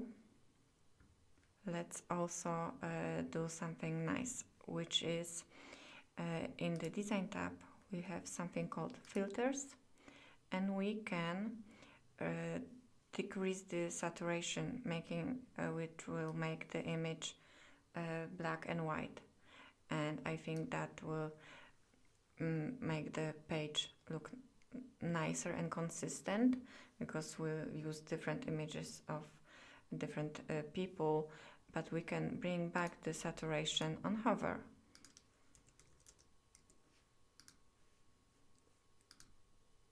So that should work nicely.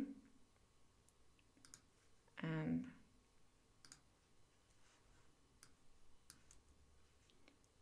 CEO.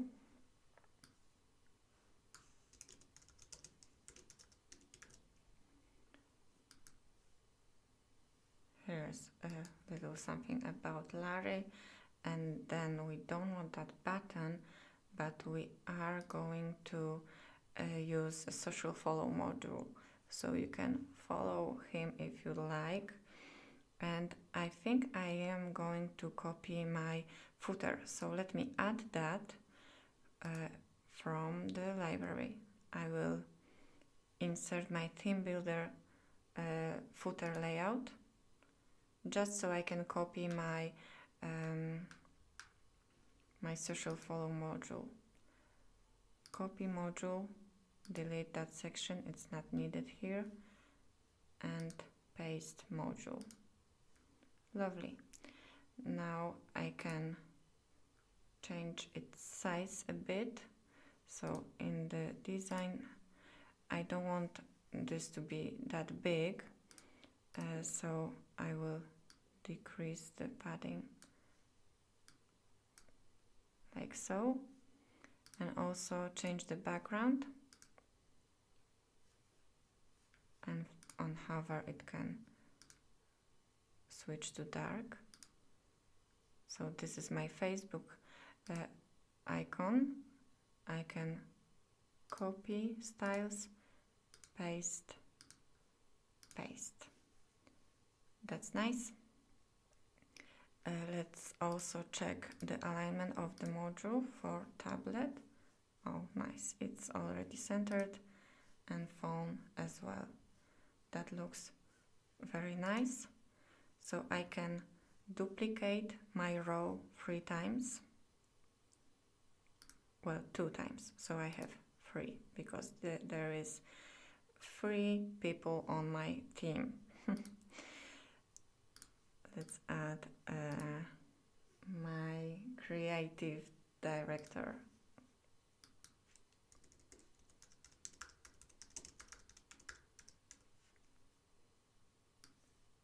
And her name is Maya. Okay, and finally we have project manager.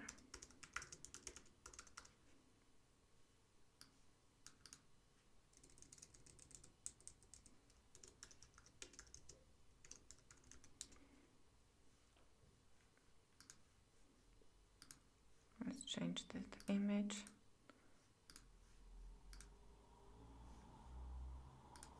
Okay, that's a great start. Here's our team, and below let's include our mission statement, our mission and our vision. But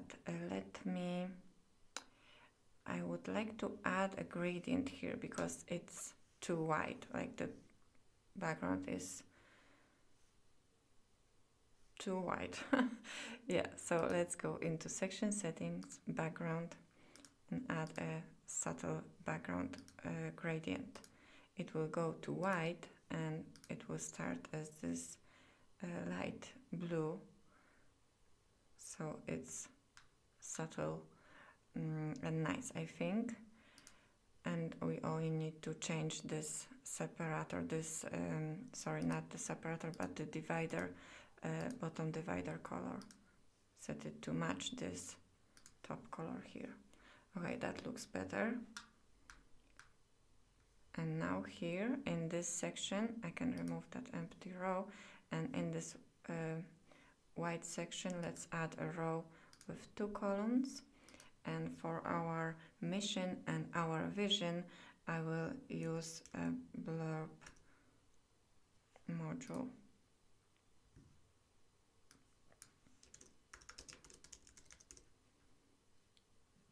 Okay, let's use icon.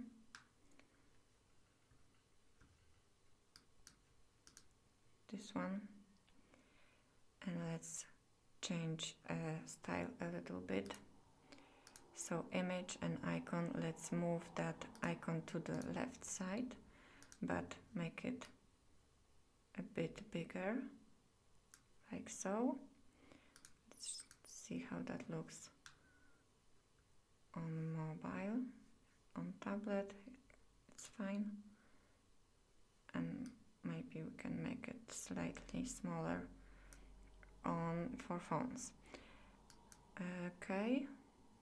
Text is okay, left aligned, but the title should be bold and a bit bigger. Actually, that's the desktop view, desktop size.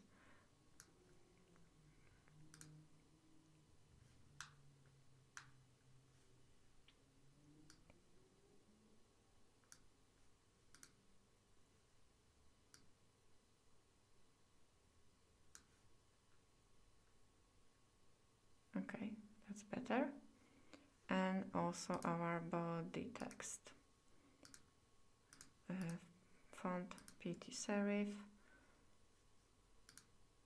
I can use one of the recent colors because I already used my dark transparent color. That would be this one. Or no, that was for the box shadow. Anyway, this is my color. And my font 16, 15, 14. Lovely. Now let's duplicate this and use it as our vision. All we need here is a different icon.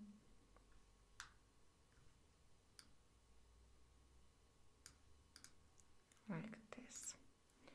Okay, and I would leave the testimonials here because it is kind of about us, what the clients say about us. But let's change this call to action and let's mention our services. So what we do, or how can we help, something like that. Our services.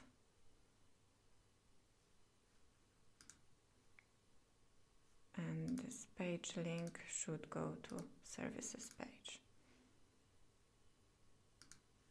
And that's it. We've made a new page in a few minutes and it is looking very nice. Let's save that. Exit the Visual Builder and see it live. Oh, actually, let's remove the latest post from here.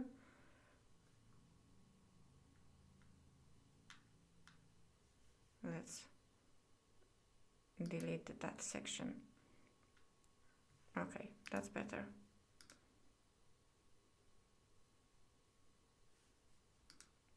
Let's check. Very good, nice hover effect with the changing colors and social links. Let's go ahead and build the services page now.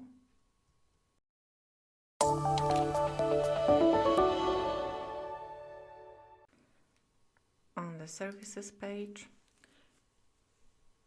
we are going to do a similar thing, which is load an existing page.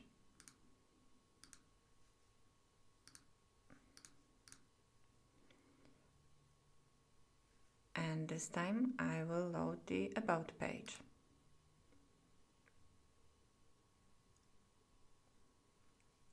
And let's change that. So that would be our services.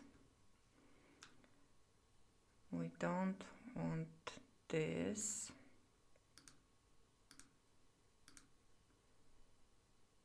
But we do want a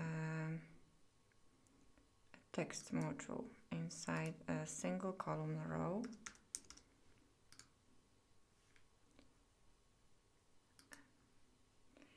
And let's say, are you looking for, I know, the best something something? You are in the right place. Because we are so awesome and our services are so useful. This would be my H3, this would be my H2, and this is some description, but this text should be centered and definitely doesn't need to be so wide. It is very hard to read when your lines are so long, so you should never use the text that spreads for the entire row width. That's why we are going to change that. In the sizing section, we'll align it to the center and we define the maximum width of 800 pixels. Yeah, that's much better. Or we could even go for something like 700. Yeah, that looks good. Okay, so that would be our heading and some introductory text. And now we want to list our services. We won't be using this anymore. Here in the new row, we'll add 2 columns. And each service would be an image module with an icon. I have prepared some here, so you can barely see those. They are very light blue, but yeah, it's here. So an image and then a text module.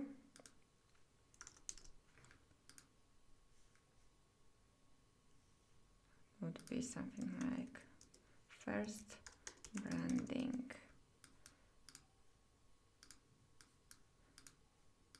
Follow the same styling. We want to be consistent, so our whole website looks nice if we keep using the same styles throughout each page. And below, a button.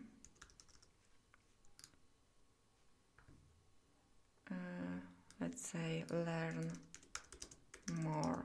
That would be if we would like to create a separate page about this particular service.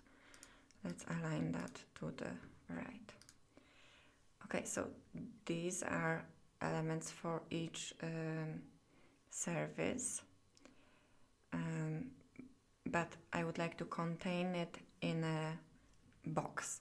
Let's say I could use a blurb module, but that doesn't include a button, so instead I will use columns to make it look like it's in a box. So to access column settings, I have to go to row settings, and I have 2 columns here, and my column background can be white. I can add some spacing, let's say 10-20 pixels from each side, and I can also add a box shadow. Let's see if I have something. I already used that. I remove removed it. So let's recreate it quickly. Like so.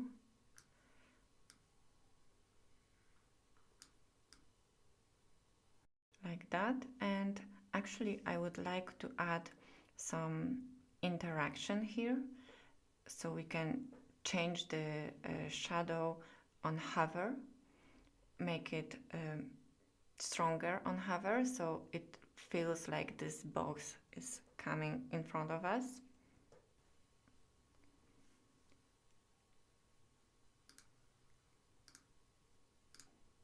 Sorry, hover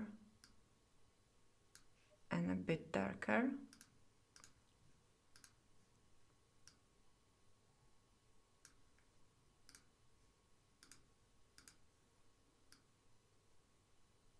Something like that.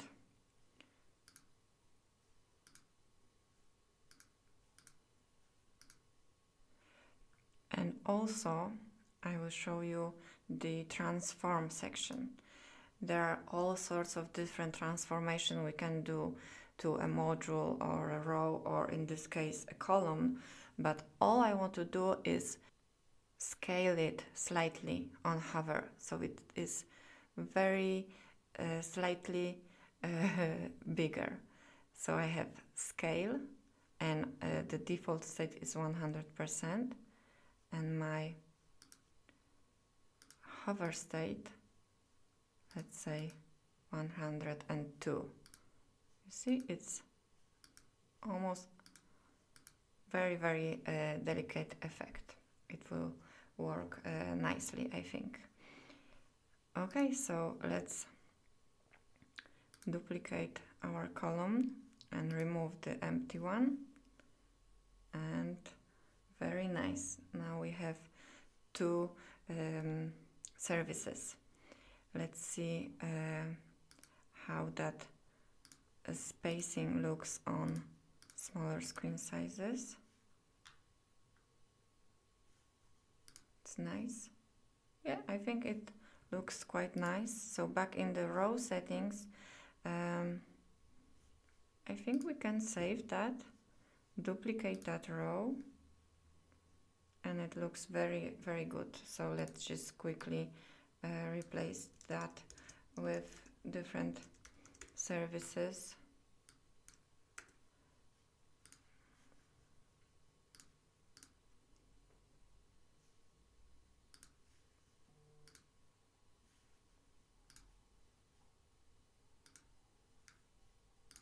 That will be social media.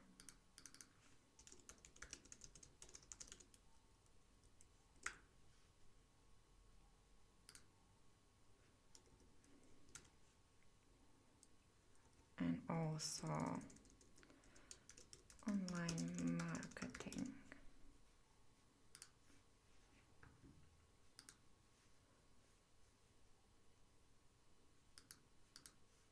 This one. Great. In the section below, we are going to include some pricing tables. So let's grab that heading, move it.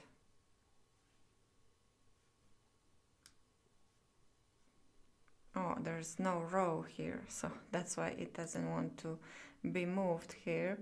Now we have an empty row, and we can drag our module inside it. Okay, and let's add a pricing tables module. We'll use 3 tables. The middle one will be a feature table. So this would be our premium plan. And it's the most popular. Let's say 79. And it has, this is included, this is not. Okay, let's deal with content first. So that's our, sorry, in the design we can make it featured. so we see that better. Okay, that's our featured table. The first one would be basic plan. It's cheaper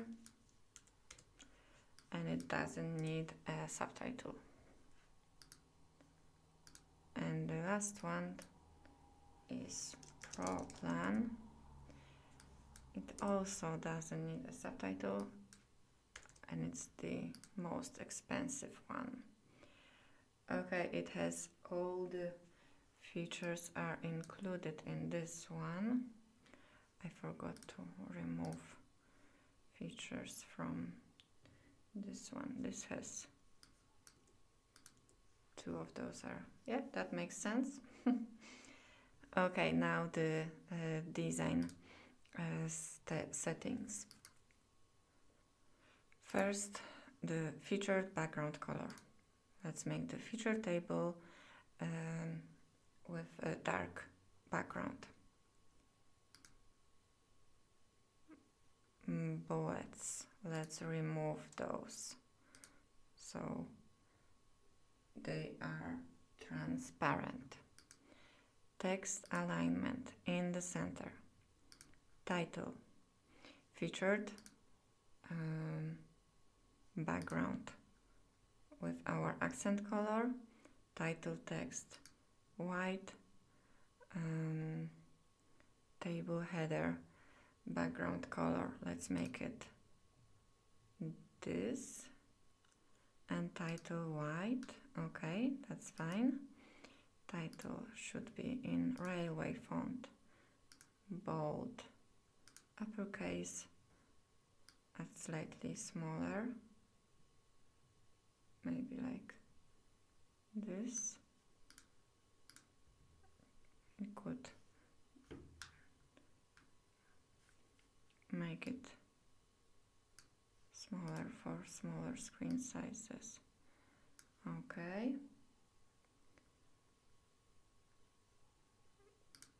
Body text. Let's go back to desktop view. Featured text color should be white, and this could be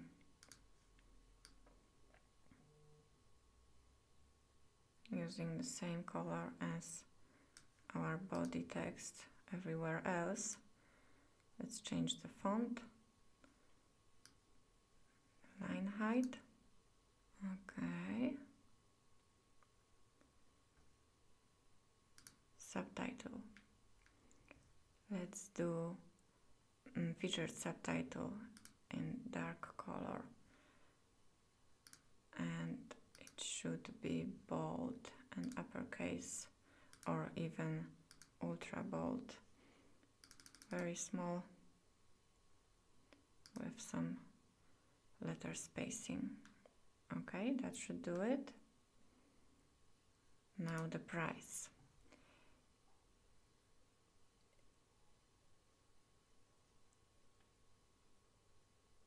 We don't want a different background here, so we can leave it at default. Yeah, that looks fine. Let's just change the font to maybe not so much, maybe like so. Let's see how that font size looks. Let's make it smaller for smaller devices.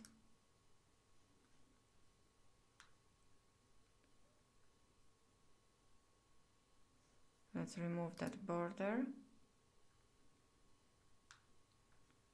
Let's change the color of the currency and frequency. That would be if we would set this price per month, that would show up here as well. So that's the currency and frequency text color.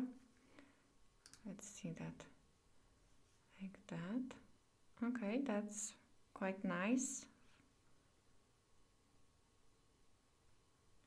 And the excluded item color. For the featured table, it could be white, but like so. And also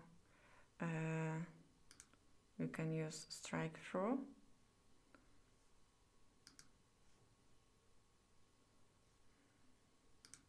Yeah, that's fine. Excluded item text color, it could be lighter as well. Yeah, that looks good. Save that. And let's change that text. Oh, like so. So it's darker and the excluded is lighter. Okay. I will also remove the border, or maybe no, not remove it, but let's change its color. And this is not white. I would like this to be white. So let's also check the background color. Yes, it can be white. Okay, I think that looks pretty good for a pricing table. We did well. Let's change that heading.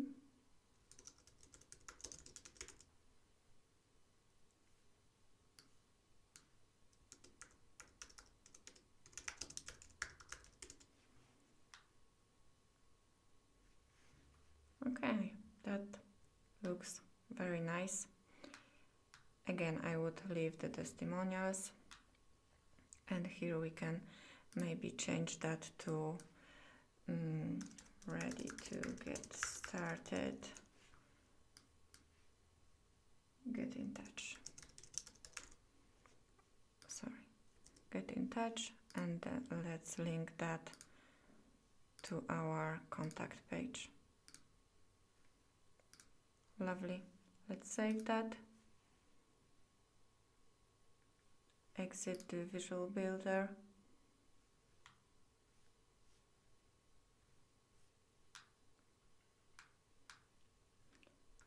I think the only thing I would change is maybe make this font smaller. So we have our headings, which are big, and then each service could be smaller. So yeah, let's enable it for a moment.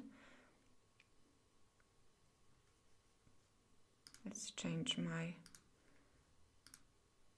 H3, sorry, this is H2. So let's do it like that.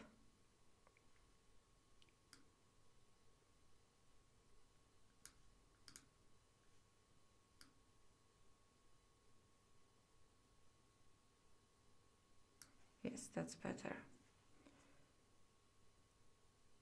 And now I want to extend my text size, heading to text size, to all text through this row. Oh, actually, I will need to copy this heading to text size, and now I can paste it here and here.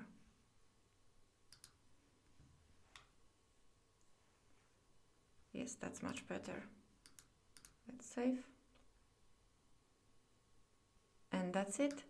Next page is ready, and we can now create our contact page.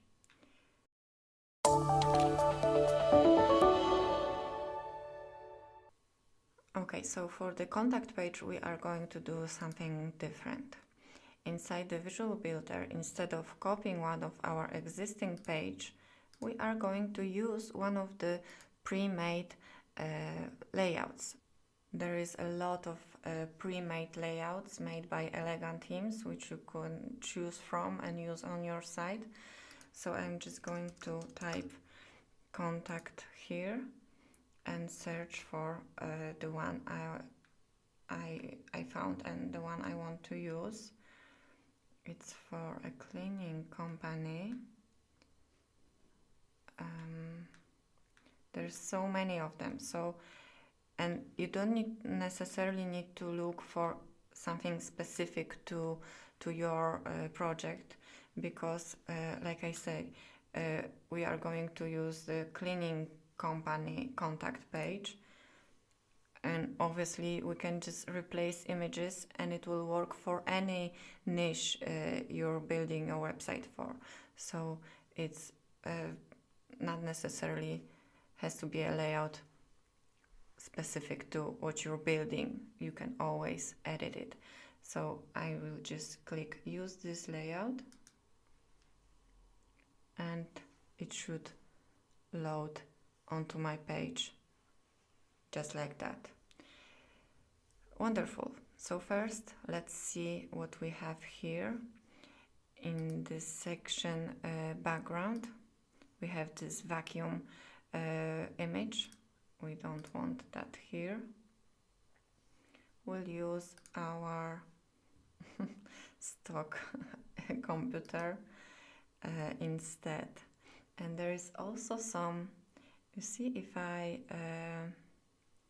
remove that from, there are some round elements here as well. I will remove those. I think they are in the, yes, we have a Fullwidth header on top of that, inside that section, and I'm sure that image is here in the background. So let's remove the circles. We have some gradient here. Okay, but actually the gradient was nice, so let's use gradient from white to transparent, but it's set to radial. If I change the color, you'll see better. It's like coming from here to here, and I want this to be linear, and I can switch the colors using this icon here. And this way my white will start from the header, and I will actually replace this header just for that contact page, because I don't really need to get a free quote button here in my header, because I am already on the contact page. I have my form here, so I don't need so many buttons saying the same thing in one place. That's why we'll replace this header later. So yeah, I think that will work well. Let's see, let's actually maybe use white here as well, but with some transparency, like this image will only be visible only a little bit in a background. That's nice, I think. Okay, so let's save that. Let's go into the yes, actually we were here already. So design, title text. This layout uses the Ubuntu font throughout the entire page, and we can actually find and replace it with our own font. Find and replace, and we want to replace this font on this page with our railway font everywhere. Let it think for a moment.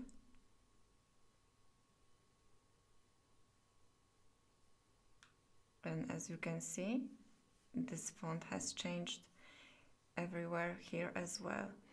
And the body text is actually default font, so let's use PT serif.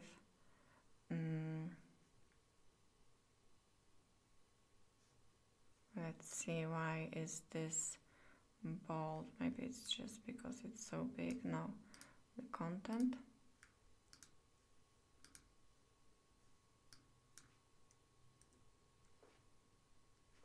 You see, there is this space symbol that adds a little distance between the text and a button. That works nice.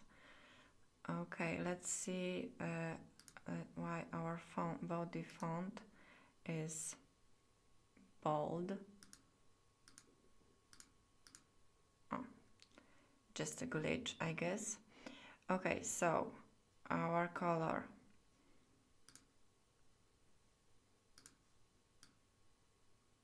Like that, but title.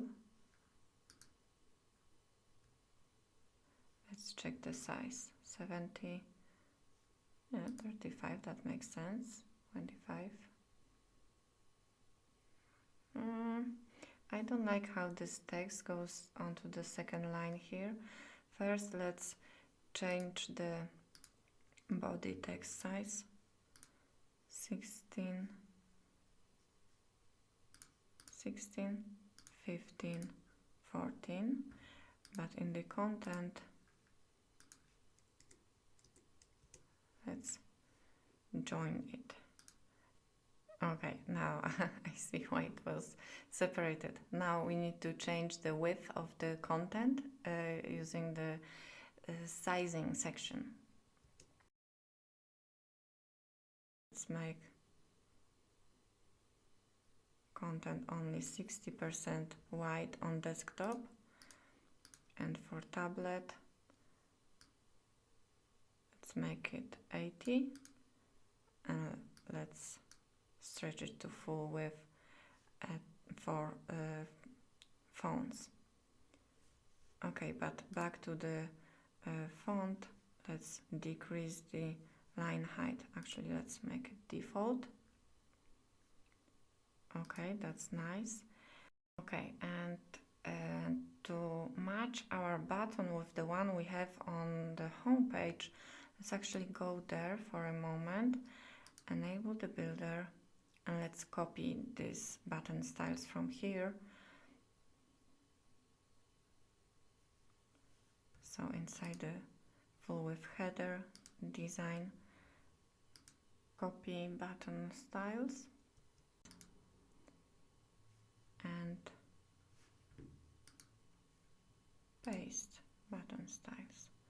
Oh, the hover was already defined, so we have to adjust that. Button 1, it's the border radius on hover, it's 0, and we want this to be as the original value. Okay, let's actually link this get a free quote to this form. So when someone clicks the button, they will scroll down below to this section. We can achieve that by adding the anchor link. So our button URL would be contact, and this needs to match the ID of the element we want to scroll to.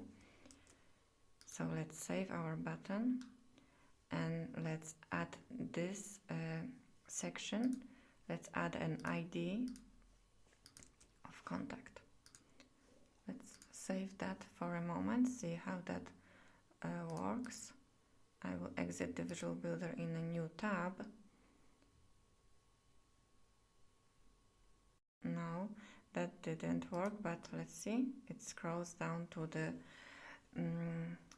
form. We might need to add a bit more padding here because of our fixed section, or actually we can disable the fixed header for this page, but we'll do that in a moment. So let's not worry about that. Let's see why this is still changing the border radius. So back here, I think I might forget to save that button. Sorry, not the button, the button styles. Border radius on hover. Let's maybe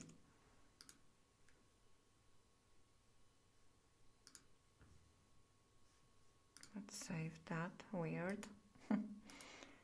Refresh. Okay, yeah, now it works.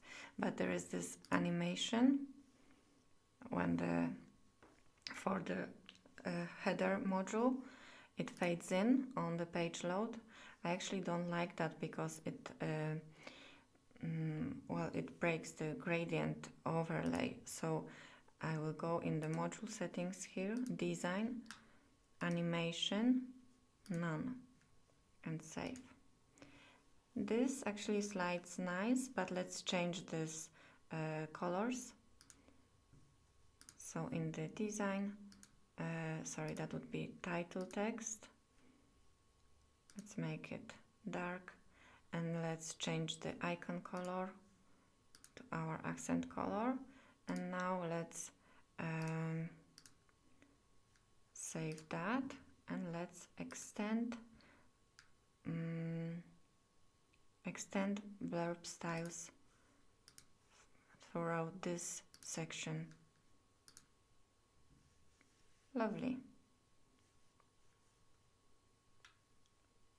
Now a bit further down, this gradient doesn't match or actually this is not a gradient, this is a box shadow on this row, this section, sorry. So box shadow, you'll see there's this bluish shadow. Let's change that to our matching color.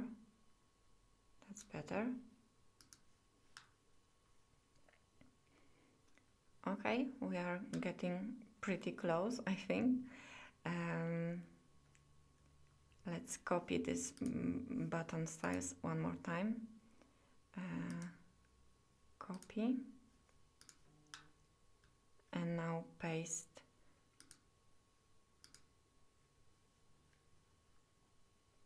this to our contact form module.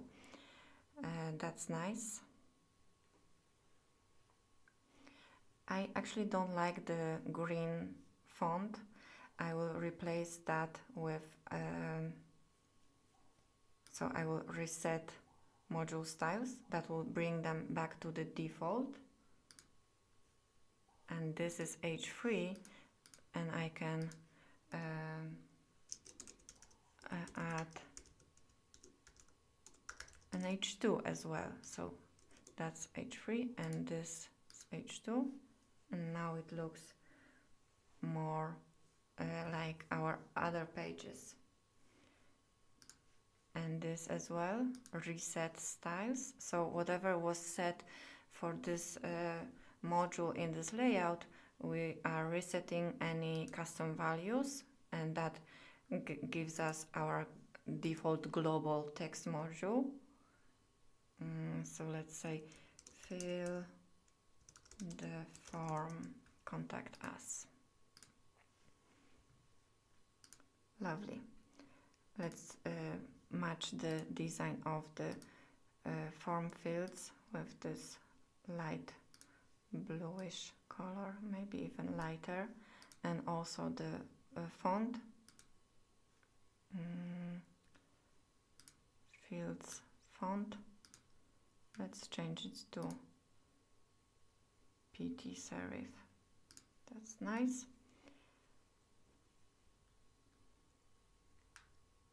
Now this section, let's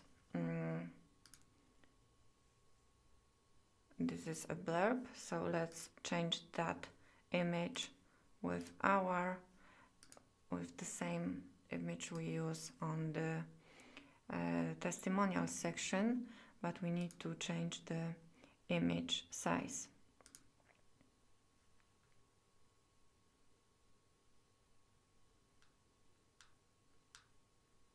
In the sizing section. Lovely. Let's change the background of that section, row, sorry, to our, let's remove the gradient and let's add a color. Nice dark solid background. And it has what I think it is box shadow as well. Let's see.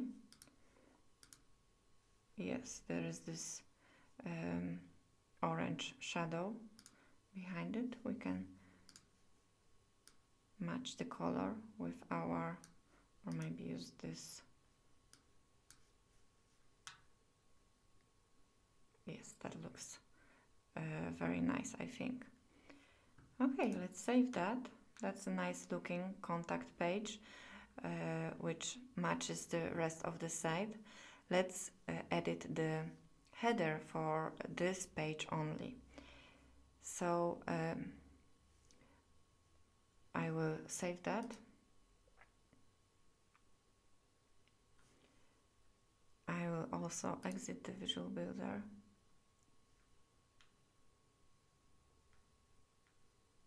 Yes, that's nice. Okay, back in the dashboard, Divi Theme Builder, we can create a new template. This template will work only on specific pages for contact page. Create template, and by default it copies the default template, right?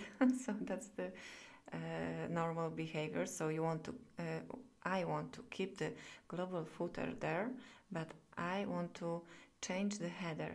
So first I will right click and choose to disable global, and now it's custom header and I can go in and edit it.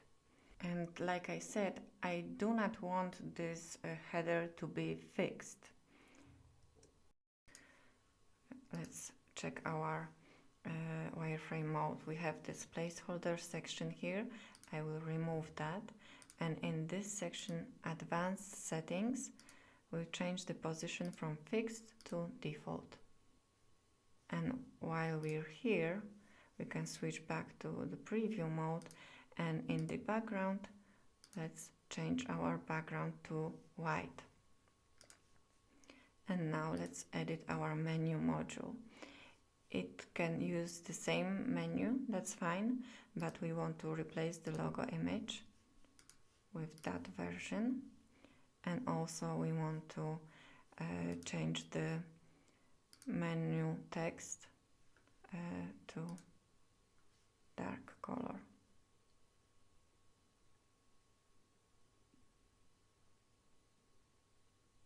Let's see, and for mobile, let's maybe leave the line color, drop down and line color, let's change it to white. Okay, that's good. Let's see how that looks on mobile. We need to change the icon color. So icons,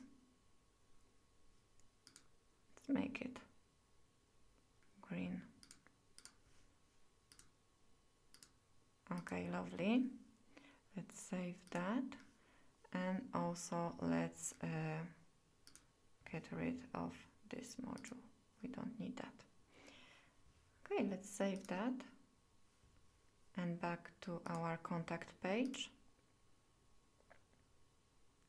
Oh, we have to close that and save changes in the theme builder. Every time you create a new template, you have to go back here and save changes. Later you can customize your elements of the template and just save them in the builder, but when you're making something new here, you have to save changes here first. And now if I refresh, lovely. And how this works, it links directly to our form. So that's great, I think. We use the get a free quote button somewhere. So let me show you, here on the contact page, get a free quote, direct to contact page, but I would like this to come here and scroll down, right? So on the home page, we can edit this button. I will enable to the builder. We are using the dynamic content here. Let's remove that and let's change this to contact. Or actually, our section is also called contact, so that would be that would work this way. Let's save that. Save the page. Exit the builder. And now, if I click on this button on the home page, it directs me directly here. But let me show you one more thing, because that might be confusing, like user doesn't really know what happened here, why is he here now, right? So back on in the dashboard, in the theme options, navigation, general, we can enable a feature that's called alternative scroll to anchor method. And it does basically that when we are on the home page, this button will first go to the contact page and then scroll down. You see, now this makes sense for the user. I don't feel lost anymore, but I noticed one more thing, that our logo doesn't link to home, and it should. It doesn't for this new header, so I guess it doesn't for our global header as well. So, and we need to change that. Let's go back to the theme builder and our global header. Let's go to the wireframe mode, because this is fixed, and in the menu settings we can choose a logo link URL to homepage link.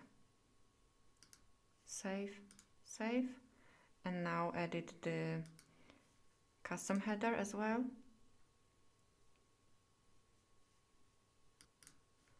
So our, not the logo, but logo link links to homepage. Let's save that and save the template. Let's have a one panel look at our page. I do want to change that font here, and maybe we should fix the width of that testimonials, because like I mentioned earlier, it's not very good practice to keep your line of text so wide. Let's quickly enable the builder one more time. And for our toggle settings, design,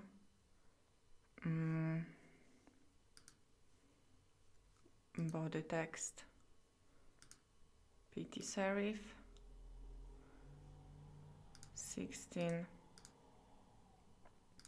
15, 14.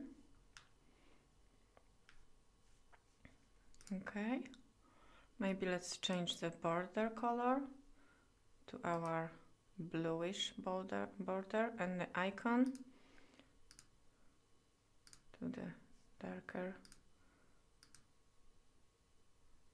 Okay, and maybe the title text, when it's open or closed, let's keep it dark. Okay, now let's save and extend these styles to all toggles in this column. Extend, lovely. And here in the slider settings, design body text, PT serif, 16, 15, 14, line height, yeah, that's fine. but the width, so the sizing, content maximum width, let's say 700 pixels, maybe 800.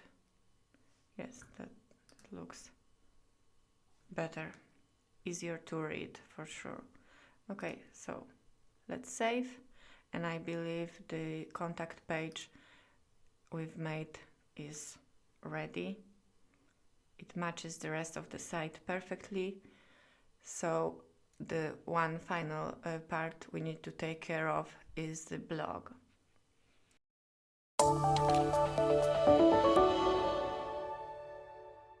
This is how our blog page currently looks.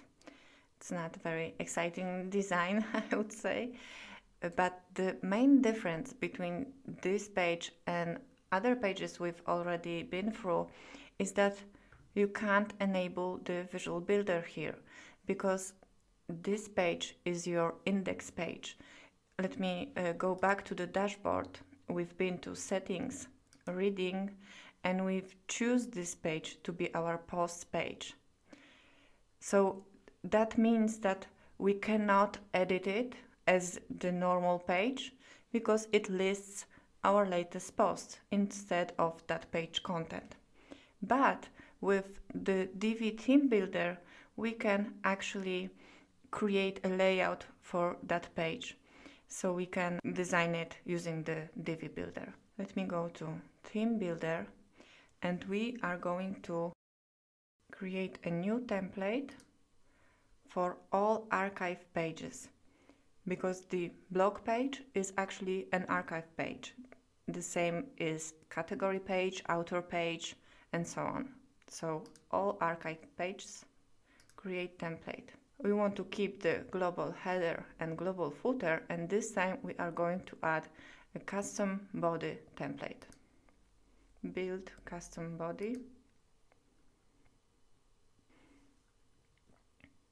Okay, let's start by going to the home page again, because we've already created a blog section, right?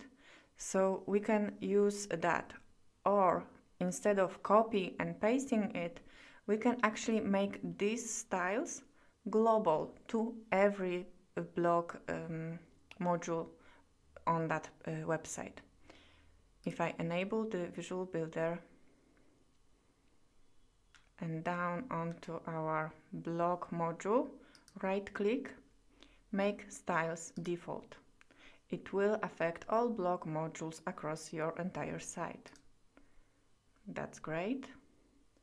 And now in the Theme Builder, I think I need to refresh that. But let's see. Fullwidth row with the blog module. Yes, let's save that. Exit for a moment. And now if I go back here, yes, it uses my default settings. The global defaults apply to design more than it does to a content. So we do want to change the excerpt length again. Great. And the rest should be fine. One more thing I would like to use here is the heading. Let's actually load one of the pages from the library, because I want to use the same heading as on our About Us page or the Services page. So I will load my existing About page. And I will delete everything. Actually, we can use the layers panel to do that. So we have our section, the first one with the blog module. We can open all to see better. There is a blog module here. So this section should be first, the one with the header, and now our blog could be in this blue section. So that is our blue section. It has these rows. Let's remove those. Now it's an empty section and we can move our row inside it. It may look confusing because we didn't add names to our sections, but you see what I'm doing, and hopefully that makes sense. And we can delete everything below. It can go straight to the footer. So let's close that for a moment. And here we will use the dynamic content because we created this template for all archive pages. So we don't want this to say blog everywhere. I want this to be the title of the category if I'm on the category page, or the name of the author if I'm on the author page, and so on. So instead of that text here, let's use the dynamic content feature, and we'll use the post archive title. You can't see it, but we need to include an H tag because otherwise it would be just a standard body text. So before we'll insert opening H1 tag and after a closing tag. You see, now it tells you what will happen when we save, right? So let's save that, save changes, save our template, go back to the theme builder, save changes here, and now our blog, refresh. Now, wonderful. On the blog page, it shows the blog title. If we are on the category page, it will show the category title. So that's what we wanted, right? Hopefully that was helpful. Now we need to take care of the single post layout.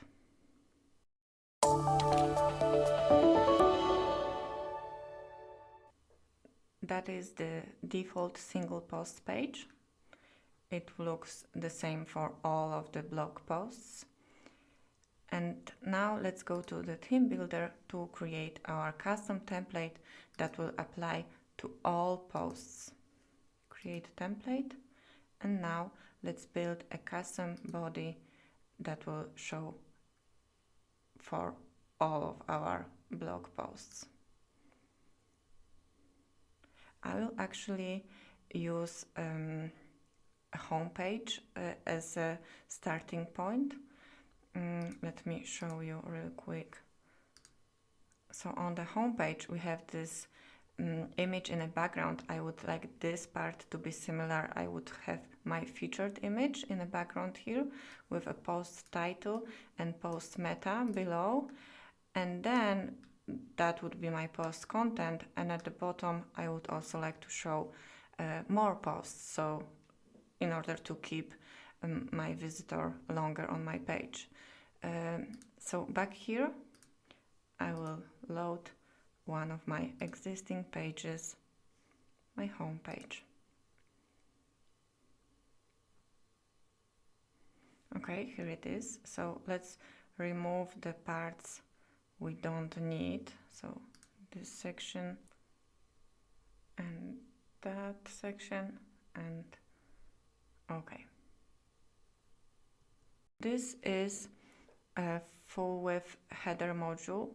I would like to use a different module instead. So let me add a Fullwidth post title here, and it shows the title of our post, metadata, and a featured image, but I would actually like to hide this featured image, so there is just the title and meta. Let's save that. From this module, let's copy the background, actually the whole background settings. Copy background. paste that background.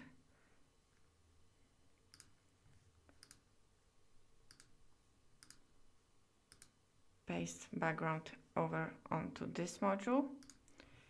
And I think we can, or actually let's also copy the spacing. Copy. Let's see if we can paste. Yes, that's lovely. Let's also try copy body text. And let's see if we can paste it onto our meta text. We can.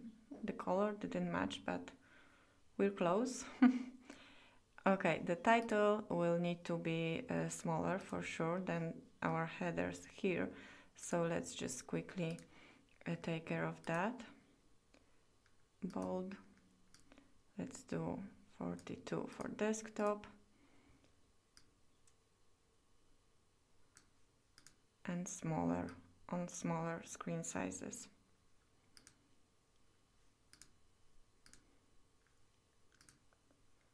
Let's keep it white, but maybe a bit lighter. Okay, that's awesome. Now we can remove that module and we have our title. And inside the section settings, we need to change the background from this static image to our featured image, right? So let's remove that. And for images, we also can use the dynamic content and we can choose the featured image. Let's save. Add a new section, regular section with a text module, or actually not a text module. Let's add a row. And not a text module, but we need to have a post content module. That is a module that only is available in the theme builder when you're editing body template. The post content would be the content you place when you create your posts. Okay, so let's start by removing this space from here.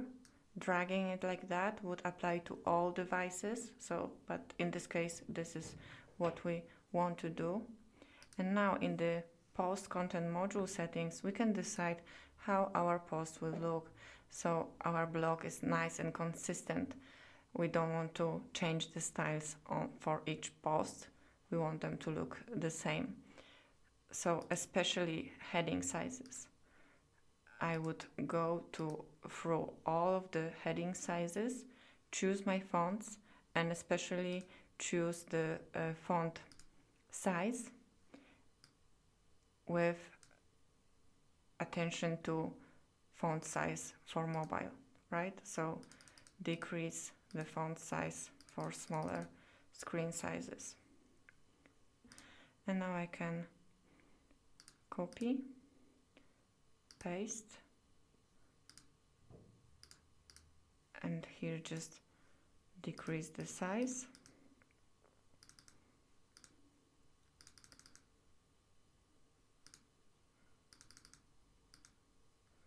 Okay, now copy this, paste, and again make it smaller.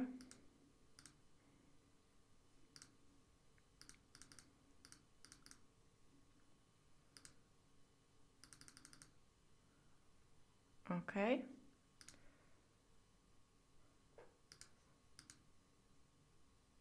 Paste and paste. And paste also for H4, but I want my H4 to be this uppercase green small small heading, like 13 with a letter spacing, and then 12 and even smaller. Let's see. Yes, so I can use it along with a different heading. And H5 just slightly smaller.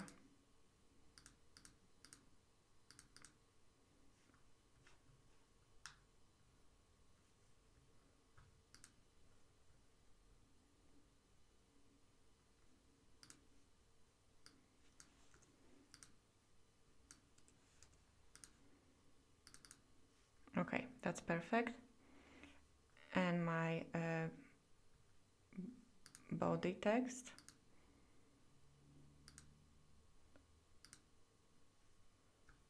(16, 15, 14). That's nice. Line height is correct. I can also change the link. Let's say I want my links to be darker. Oh, let's go back to text color. This, but lighter. And then my links could be dark with an underline. That's nice. I can even choose a different underline color, like so. That's a nice effect, I think. We can control how our lists look. So what I like to do is make them move the list position, yes, outside. That's good. And also for the ordered list, also outside, and then move it to the side. So if the text is longer, it looks a bit nicer. Maybe like so. Okay, I think that is looking very good. Let's save that. And we also need a comments section. So here, let's add a new module, or maybe let's put that in a separate row so the spacing is nicer. New row, comments. And now we can also change the looks of it a bit. Fields background, fields text color,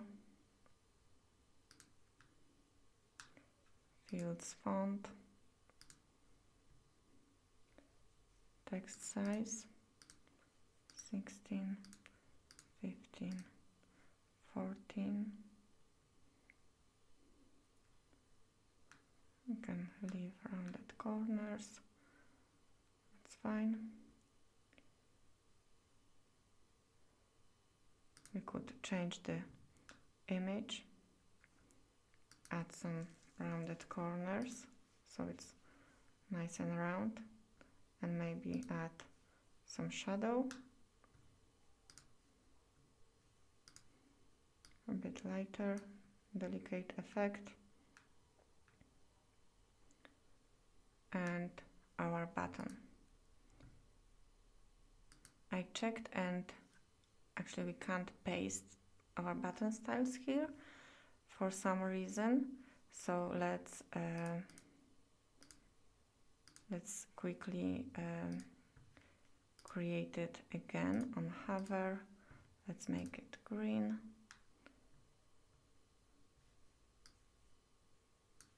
Nice and rounded, using our font, uppercase. Maybe decrease the font size. Yes, like that. I think there is a border with border color. Okay. Yeah, so on hover it should be dark, and on hover green. Yes. Okay, that looks good. Let's also change the comment font as well to PT serif.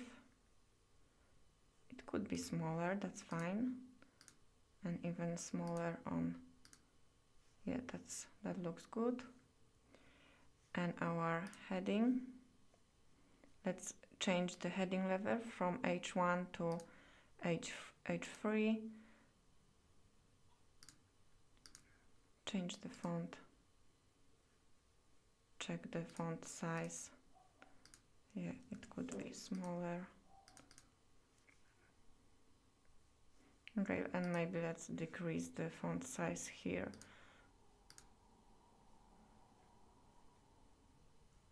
Or maybe railway font.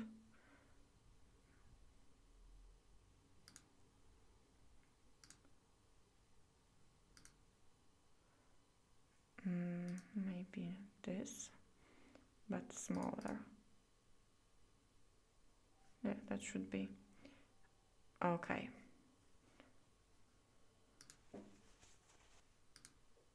And here.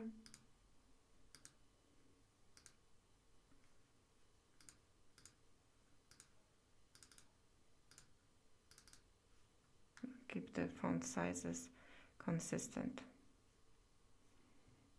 Okay, I think we did well. Let's save our, or actually we can change maybe the wording here. So it's more from the blog, latest posts. And this section will actually exclude the posts you are currently reading, so you don't need to worry about duplicating the same post twice. So that's nice, I think. Let's save that. And let's see how that looks on our website. Oh, yes, okay, so we have to save that. And also save the theme builder.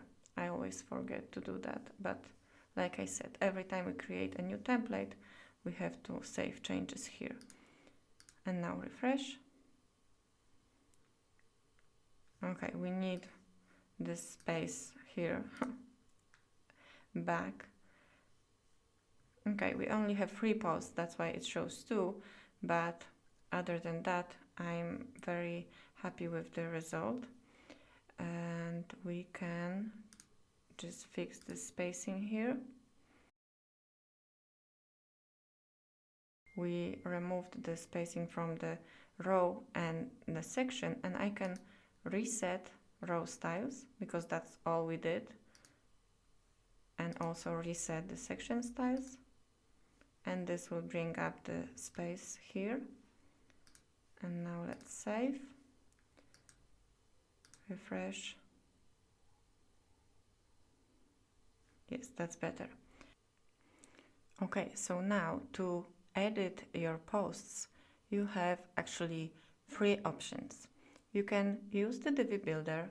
Just if you enable the builder on the post that has the post template assigned, you will only be able to edit the part of the post content module. So you see inside here we have a section with a text, and this is the only part we can edit because the rest is built with a template. But I am not going to recommend using Divi Builder for posts. I think maybe using the default editors may be a better option, and it's faster to create posts this way, I think. So I will exit the builder and let me show you. If I choose to edit the post, but I will actually open this in a new tab. So the post editor, the Guntenberg editor, actually, yes, now it is built with Divi, but I can go back and here is the Guntenberg editor. I can simply start typing or add a new block with a heading, an image, a list, any element I like. But if you do not feel comfortable using the Guntenberg editor, you can disable it using the Divi theme options. In the dashboard, let's close that template. In the theme options, Builder, Advanced, you can enable Classic Editor. And if I save the change, that will hide the Guntenberg. So here, if I refresh that page, and now that brings me to a classic standard editor with just a single input field where you can just also type, insert your images, insert your headings, change the font, and so on. So it's a matter of preference, which one is easier for you, but that is basically, these are your options. Okay, so I hope that gives you a good understanding on how to create a blog with Divi, and it also makes our website complete. I realized that there is one more an important part I forgot to mention, and it is how to log in to your dashboard if you are logged out or if you're using a different browser or different computer. So all you need to do is type / and then wp-admin at the end of your URL. And this will take you straight to your login page. And once you're logged in, you are back in the dashboard. So again, I really hope that watching these lessons help you build a beautiful website yourself. But if you don't want to or don't have the time to actually follow along and recreate the same website yourself, I did prepare JSON files for you, which you can import onto the page and get this same exact website up and running in just a few minutes. Let me show you how to do that. So here I have a freshly installed WordPress website. I've added my sample pages, but as you can see, it's all empty, the default content. There is no customizations made here. So back in the dashboard in Divi library, I will import the JSON file with my library layouts. I'll go to Import tab and then choose File. And once you've downloaded the zip file, inside that file you will have two JSON files. So the one called Divi library layouts is the one that we need here. And I will choose to apply this layouts defaults to this website.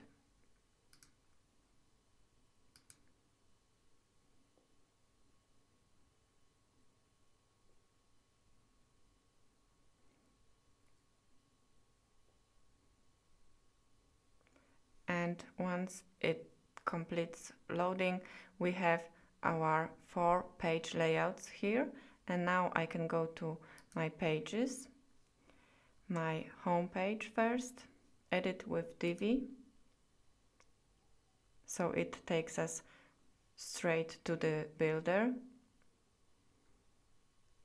And now I can choose one of the pre-made layouts, because I have my layouts saved in the library homepage. Let's remove this default section, and here it is, the website I've made. I didn't add any blog posts, so this is just the first one, but once the posts are added in the dashboard, they would show up here. So let's save that.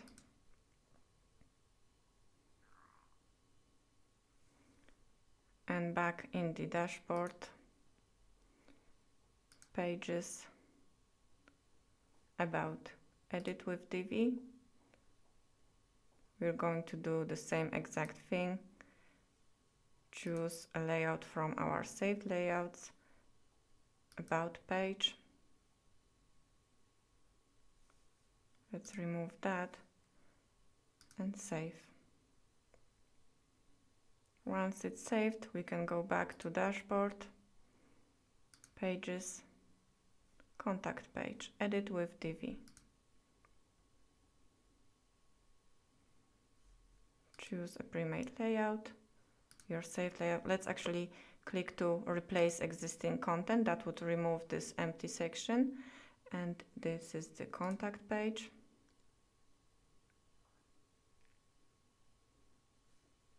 Lovely. Let's save. And one last, the services page.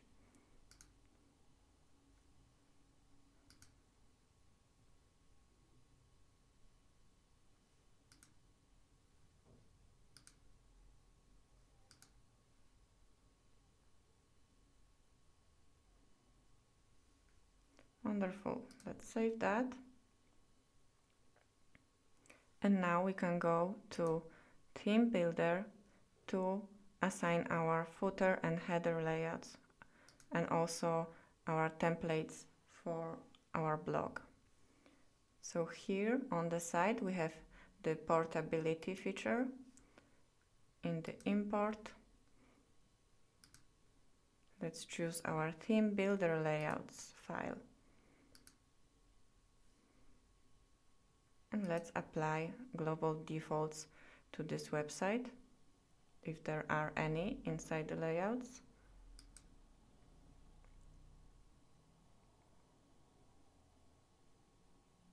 Okay, so one of the templates is unassigned because it couldn't connect my new contact page with the contact page that was created originally on the first website where I exported the layouts. So here we only need to go to the settings and choose our assignment, and this was the page, the template for our contact page, because we are using the custom header here. And now if I save the changes and go back to my website, it's exactly the website it took us this couple of hours and lessons to build.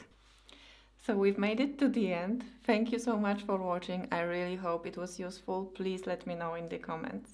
I would also like to invite you to join our Divi Lovers Facebook group, where you can share your work, get some feedback, or ask any questions you might have.